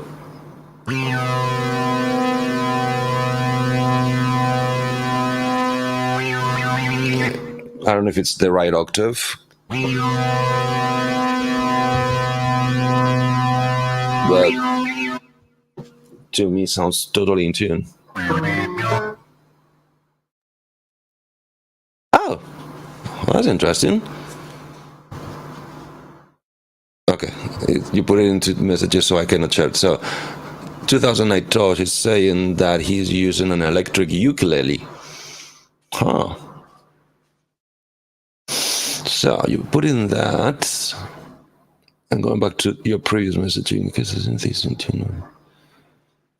Switch on PP1, it goes out.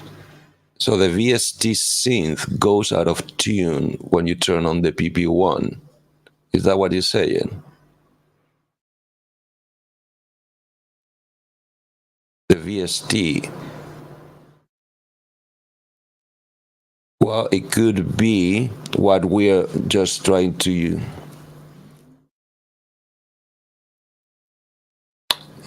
Okay, so this is worth sharing. You have a sax. Whoa, I'm impressed. Cool. So, what we're exploring now is that even VSTs have, and I wasn't aware of that. I probably knew it, but forgot it. That VST also has pitch differences. So you can apply different actual notes to the keys you're pressing on your keyboard. So it might be worth exploring what we're doing right now, which is retuning the synth to the note of the triggering instrument. In your case, to me, is the guitar. For you, is a ton of them. And try to match the synth tuning in the VST with the MIDI note you're sending. That could be an answer. Because to me, is being right now. As I said, I still don't know if I got the right octave. Because if I put the guitar back, but not yet. Yeah. Sorry.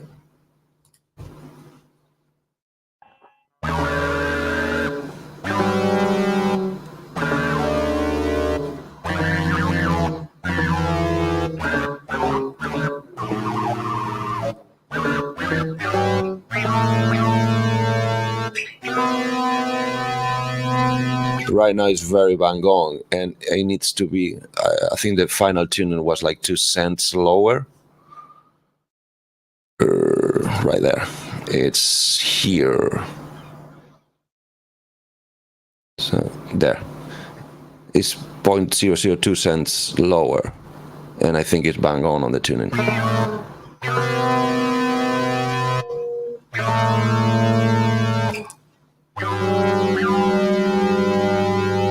Yeah, and I think it's even the same octave. So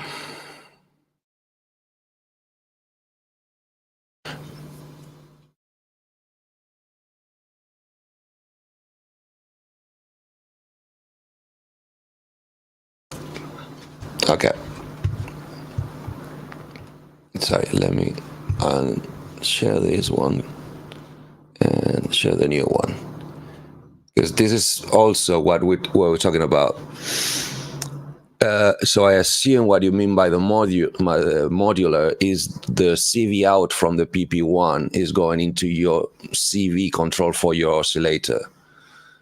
That's exactly the problem of the calibration, is the fact that the note you put it into the PP1 is not sending the right voltage for the oscillator in the modular, I assume, to put the same note. It's misleading, because if you tune the instrument, let's say you're giving a middle C to the PP1, and you tune the oscillator in the modular to give you the pitch of a middle C, that would be bang on and perfect every time you play that middle C. The problem with the calibration is when you play a C sharp, middle C sharp, it's not gonna play a middle C sharp. In my case, it's gonna play a middle C, just 20 cents higher pitch. It's not moving 100 cents to a C sharp. It's moving just 20 cents per half step I play on the triggering instrument. That's a miscalibration. And in my unit, it's wrong from factory.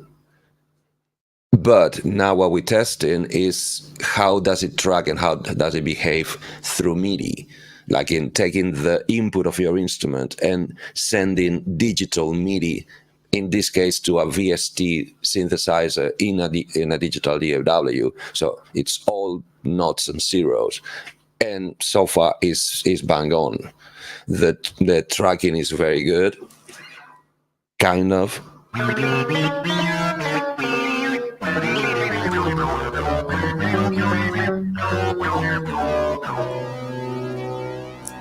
And it does one half step, one note per note.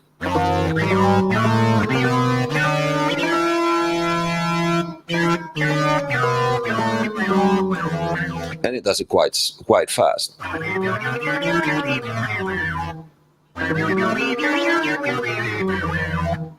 So I think on that sense is bang on.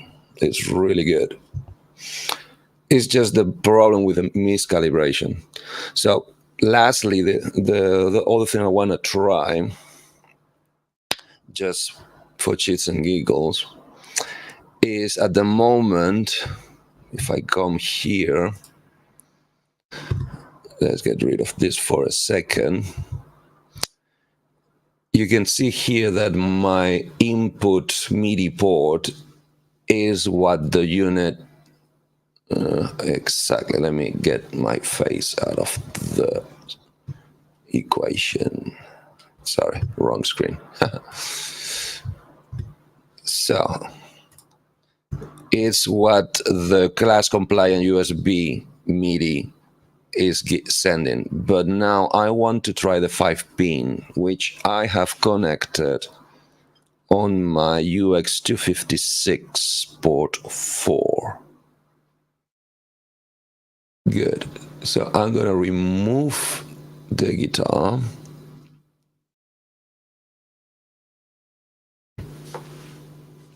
And just play the synth out of the 5-pin DIN.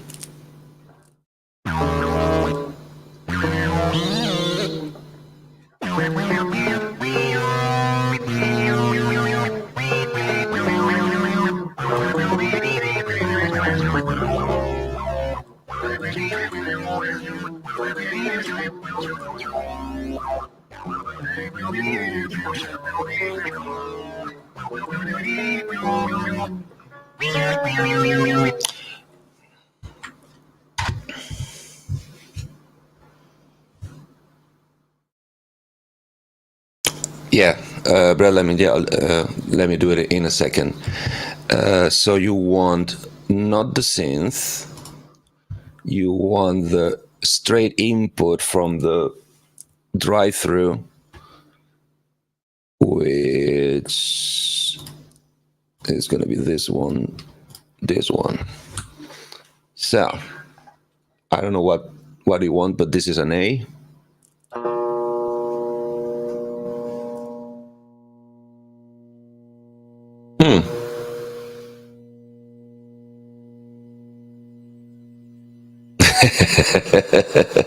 Yeah, it doesn't work. There's a second option, Brad Lemmings, because it is hard as anybody thinks through YouTube, because there's a considerable delay between when you want me to do something and when I find about you want me to do something. You could come in the live stream if you wish. I think that's an option. And we could do it real time, either today or next day, because I think this is going way longer than I expected. So let me go back to this test. So let's remove this. Sorry, no, I want to stick those ones down, but I want this to be sounding.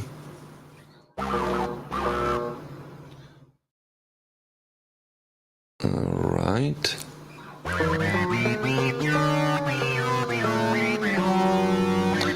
You think it's out of tune? Okay, let me, because I can't hear I'm trying to keep it down.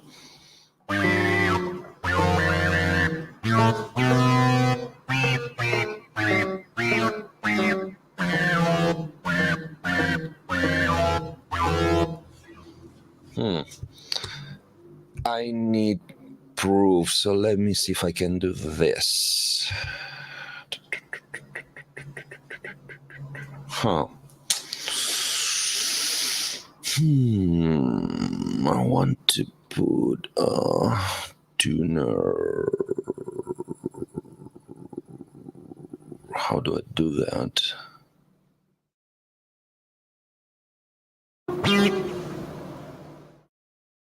I could be able to do this here. Inserts. No. Maybe here.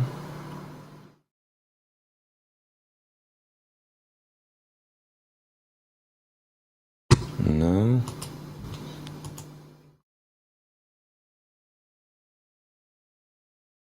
Sorry. Brain fart again.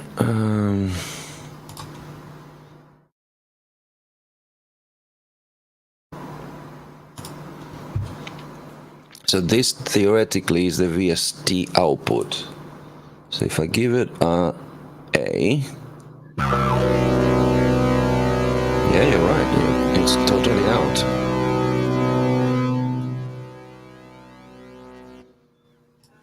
Cool. So then, that's gonna be tricky.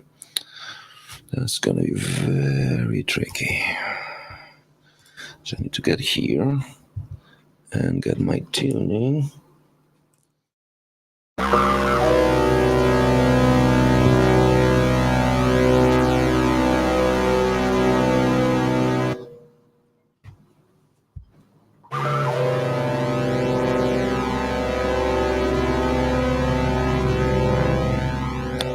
Is too high.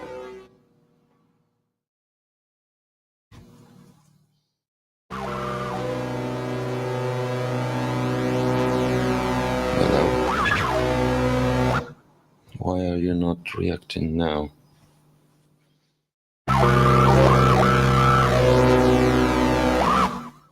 What's going on?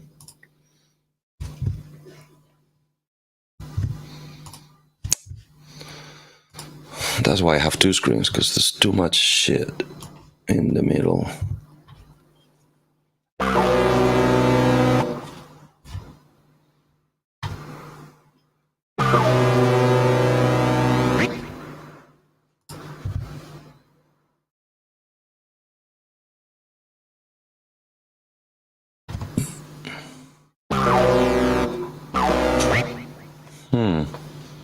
Oh.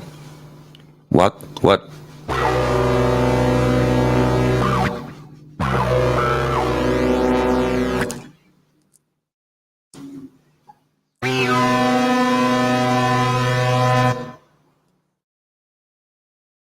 Okay, something's wrong here. What's wrong here? Sorry, catching up. Yep. Retune the guitar, sure. Always happy to retune the guitar. It's really easy to get that one wrong.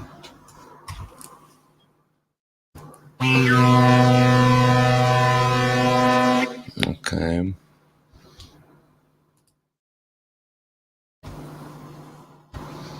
Give me that. Give me this back.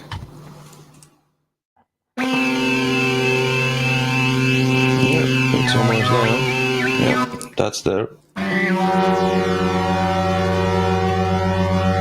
it kind of is.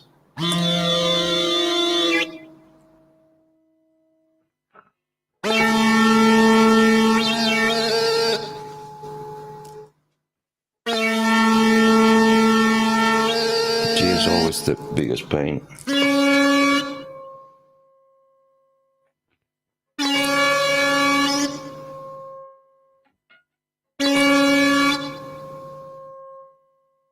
I wonder why does it job turns off the MIDI.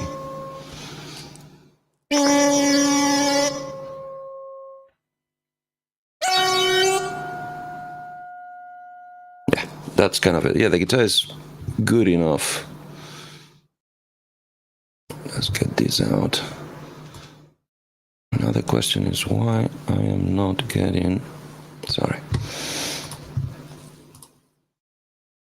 Why am I not getting?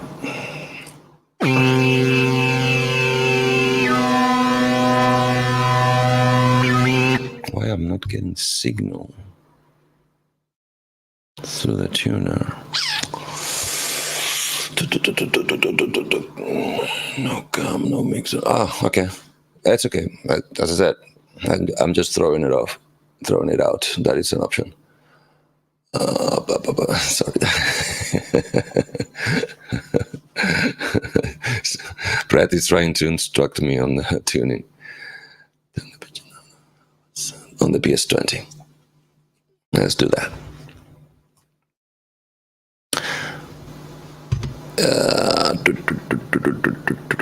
Let's go for the 2S20. Down half a cent. Huh.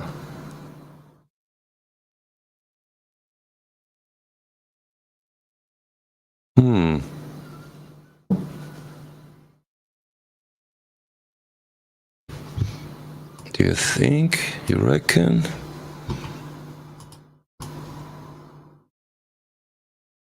But my problem is it's not giving me a signal long enough to measure it. I don't know what. What am I doing wrong?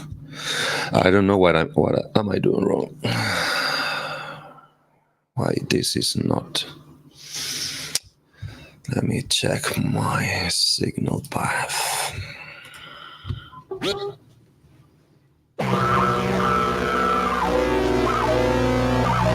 It should be. And I don't think this has. This is bypass. This is the editor. And this is to select it. And it's an insert, so it has to go through. I don't get it.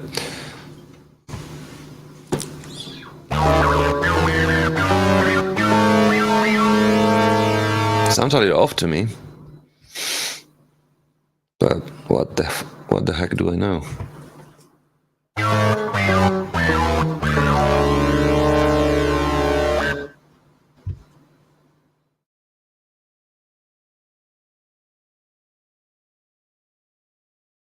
There's a whole semitone down.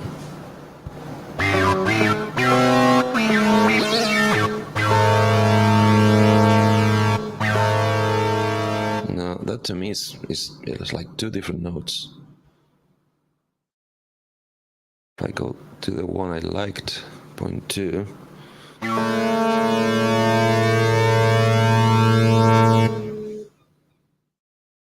And if I go to 0,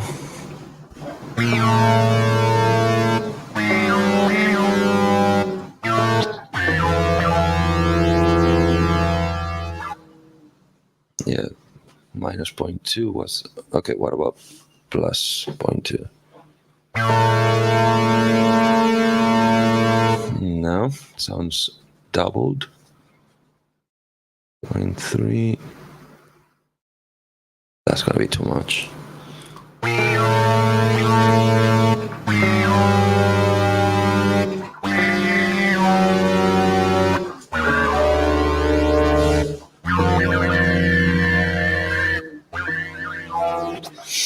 Okay.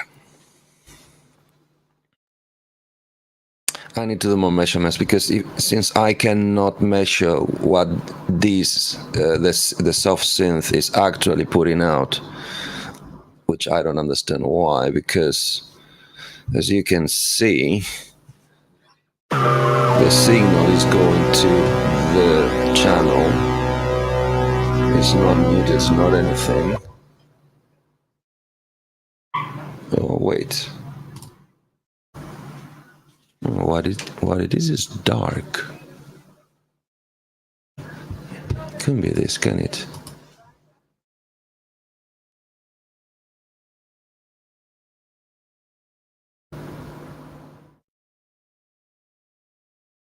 No. No. This should be outputting. Yep. And here's the tuner in the insert.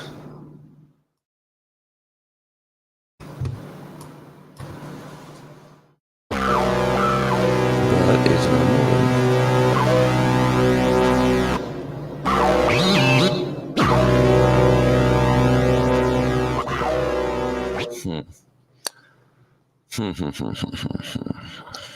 Okay, let me triple check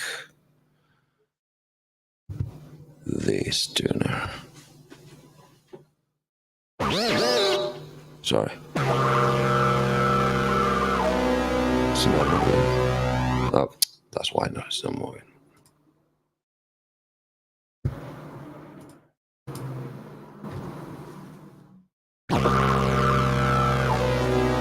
Yeah, that one is good. Why the synth is... No, it's sharp. It's not flat, it's sharp. It's half a step sharp.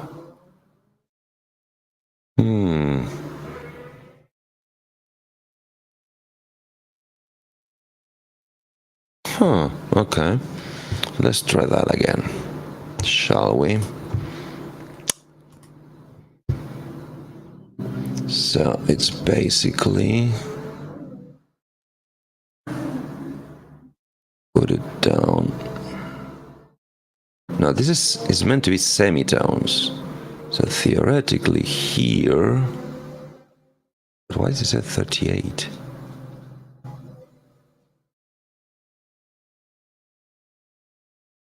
Well, the scaling of this is not good. Get to one semitone down.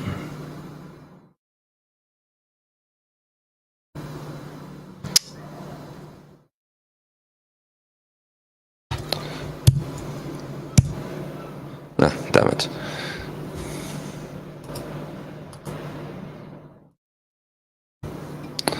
-1. So now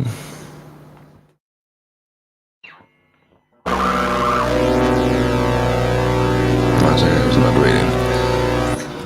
I don't know. Having guitar notes sustain. Yeah, I know, but I don't really trust my ear to do it by ear. Plus, it doesn't sustain that much. That's the problem. By the time I get to the knob, the note is almost gone. Let me try again.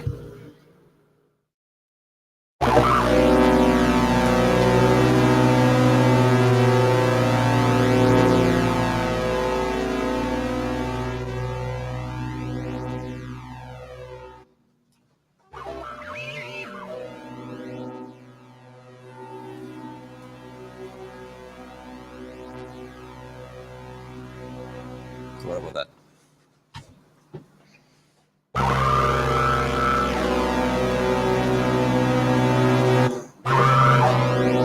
Plus, is something on the filter. The wow, it's messing about with my pitch perception. Can I just turn off?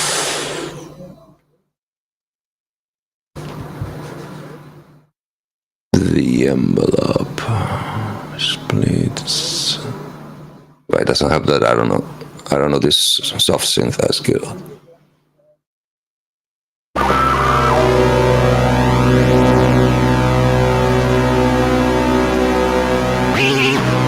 I think it's more or less there.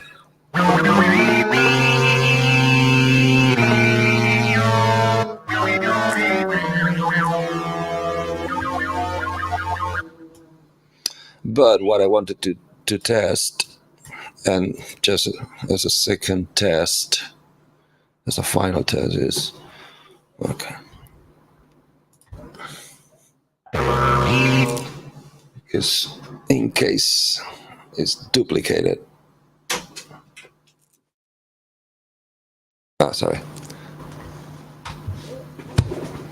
Put me back on. Wrong screen again. Take a drink. So I turn it off, so it should not trigger the synth now.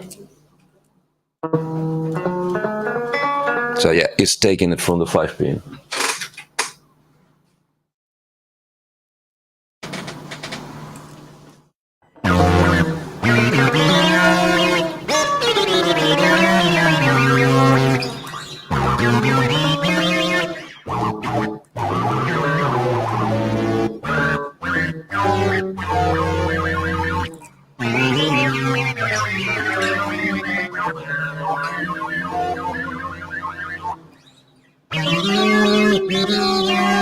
Okay, let's try another preset. Something a little less wowie. If I can find it.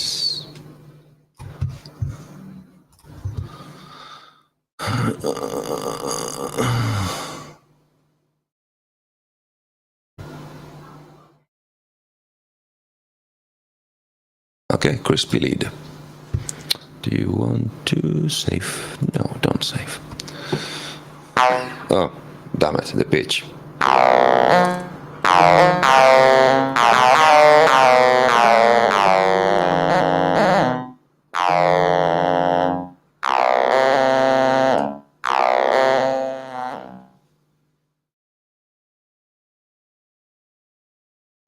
Yes, I have a direct feed from the guitar, so I can hear that all the time. And I'm trying, one of the reasons to change the preset is to try to distinguish the PS20 better from the guitar. I can, well, you should be hearing the guitar as well.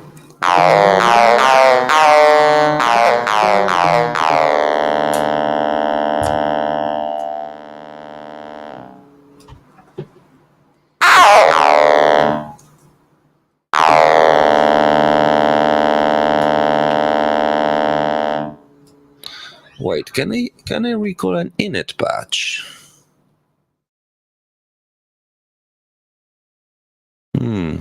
Let me know if you know how to do that.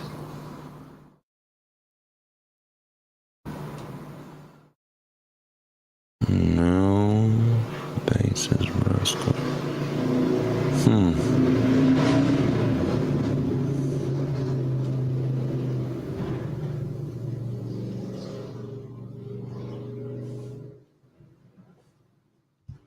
No, I don't know how to do that. Oh. Is this, if I go new, would it work?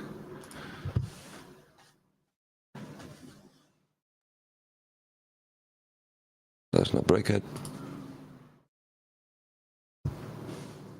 Don't save.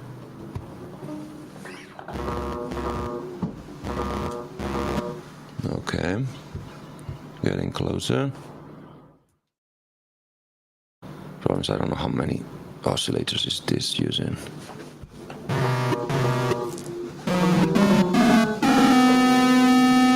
Here we go. Now we're getting to the point.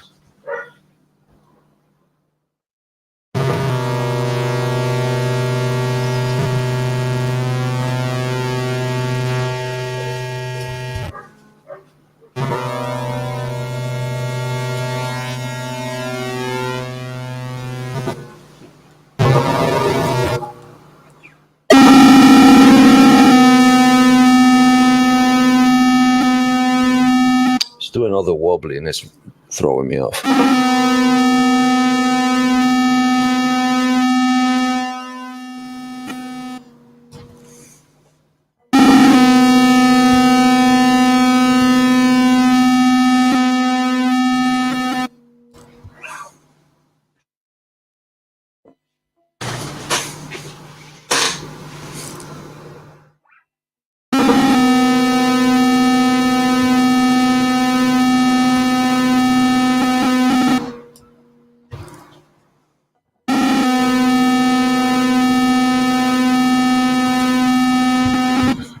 Just a little louder.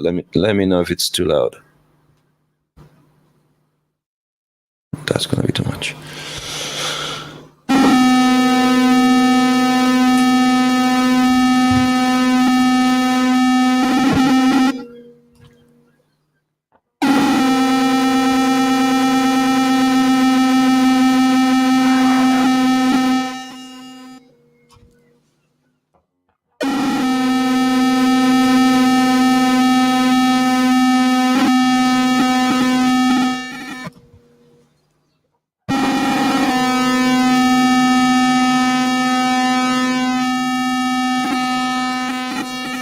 What about that?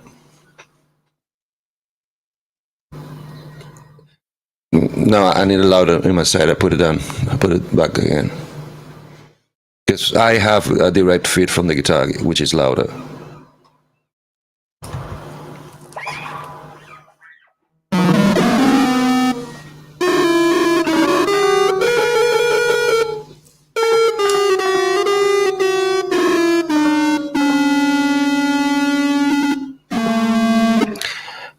You know what?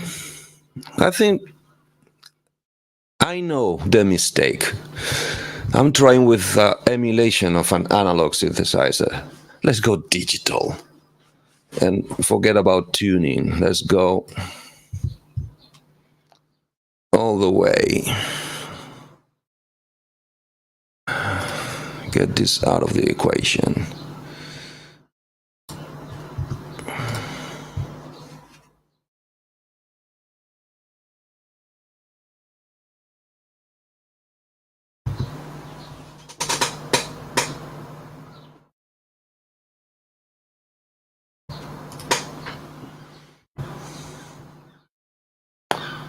Let's go Rompler.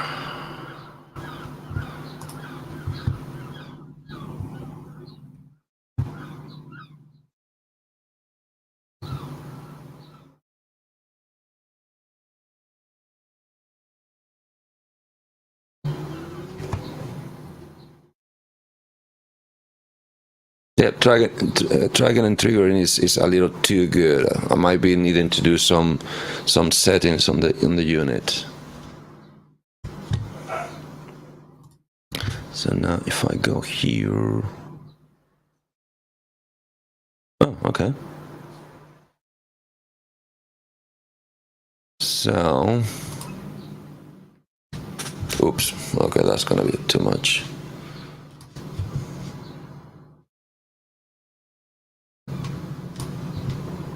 Hello? Why can't you?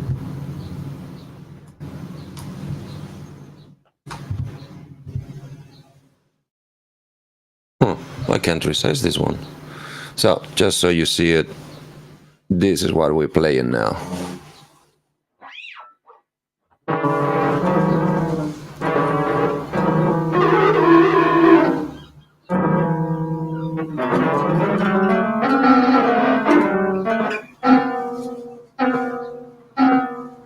Huh, this is still a little off on the... It get, you know, the thing is... Where's my volume?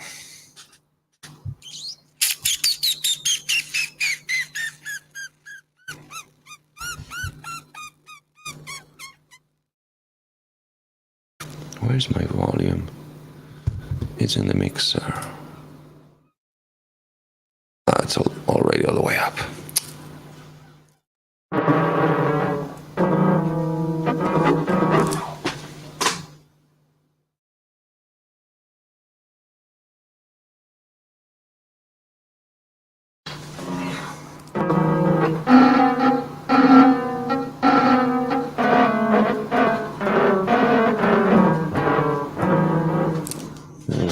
I'm putting down the gain in the PP1 to see if it's not that sensitive.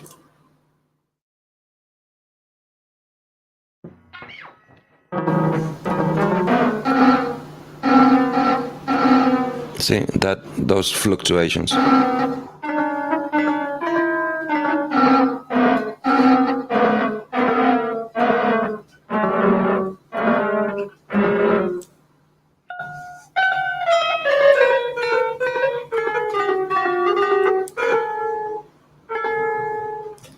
Okay, let me hear just the piano. Just the piano.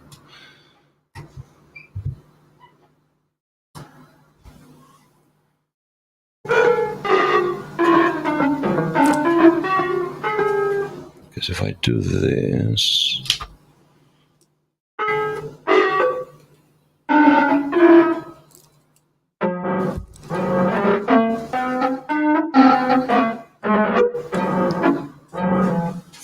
it's weird. Did I choose the wrong preset? Oh, come on.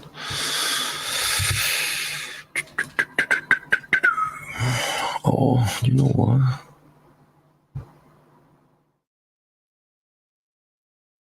Back to the core.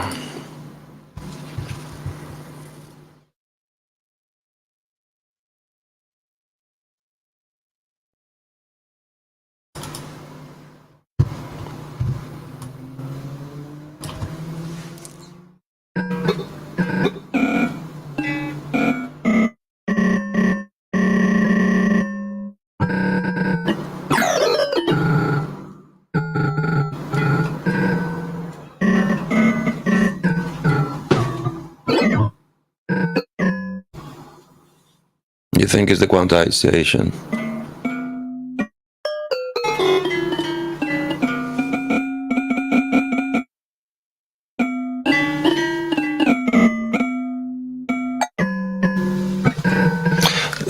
Look at this area, the keyboard.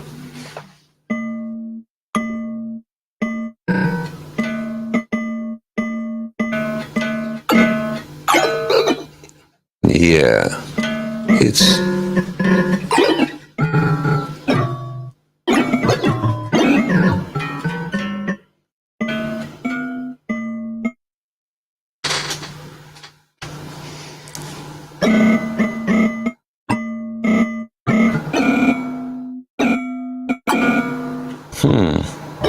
this is interesting. It's the same result that when you do chords.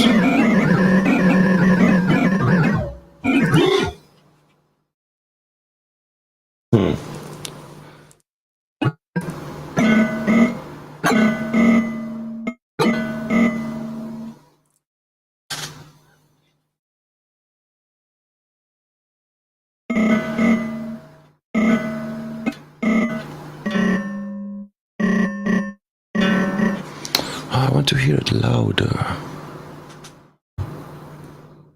Here. I put it back, but I need to hear it louder for a minute.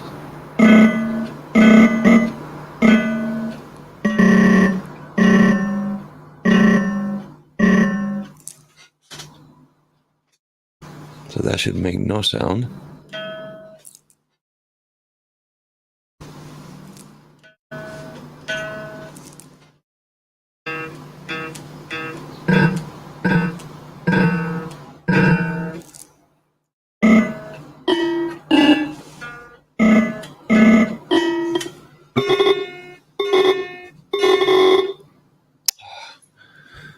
I need to go back to something that I know it's not gonna do weird sounds.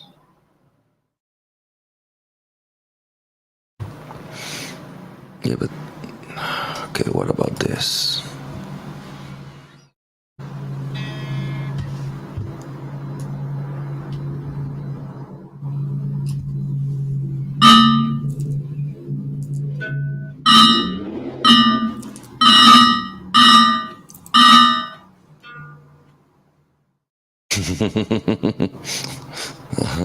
I'm glad you like it.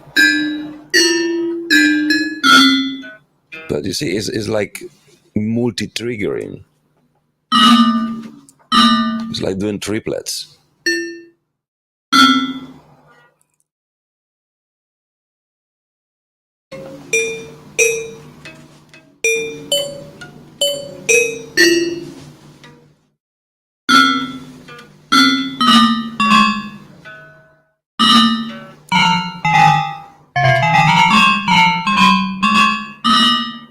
Okay, this has not been the solution.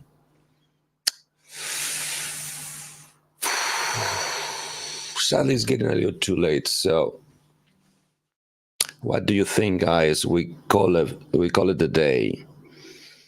And if I get a chance next weekend before the stream, I'll try to see what's going wrong. But it's behaving even weirder because this should be a very steady tuning. I mean, each note should be perfectly tuned, but it's the triggering what is missing now. So I don't know what is the thing, what is the reason. Let me try through the USB just one last time before we wrap it up.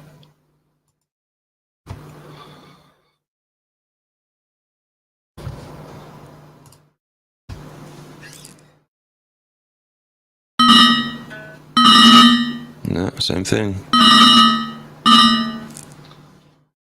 So if I put the gain where I had it,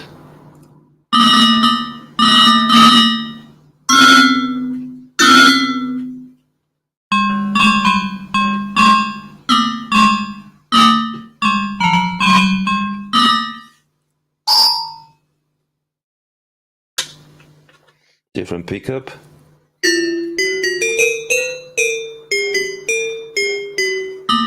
So that would mean that is because I'm sending too much signal.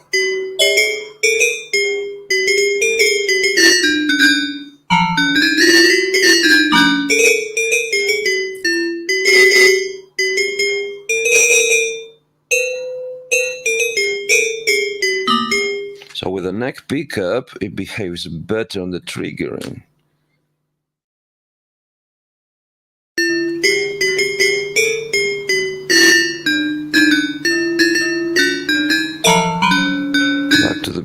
switch full on.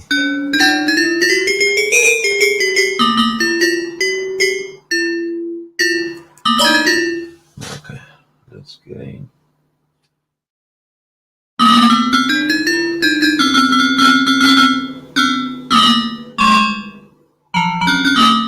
Yeah, it's something with the setting of the device.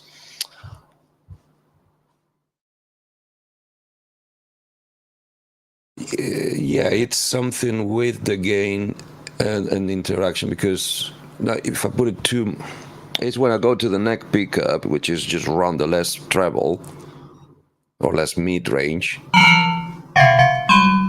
it becomes slightly better. Okay, if I roll it down in volume,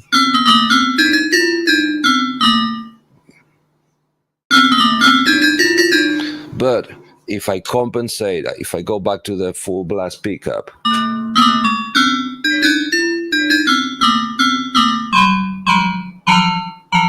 and just put the gain down, something significant, still multi-triggering.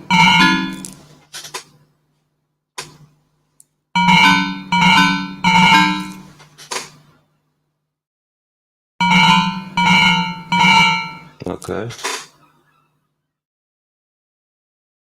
Until it disappears.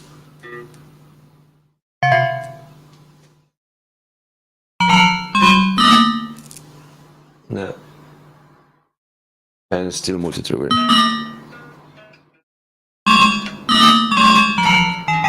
I don't get it. Okay. Yeah, let's call it a day. Thank you very much for coming. I'll do another one next weekend. And please keep your comments and ideas coming. We'll welcome them all. Thank you very much. Have a nice day.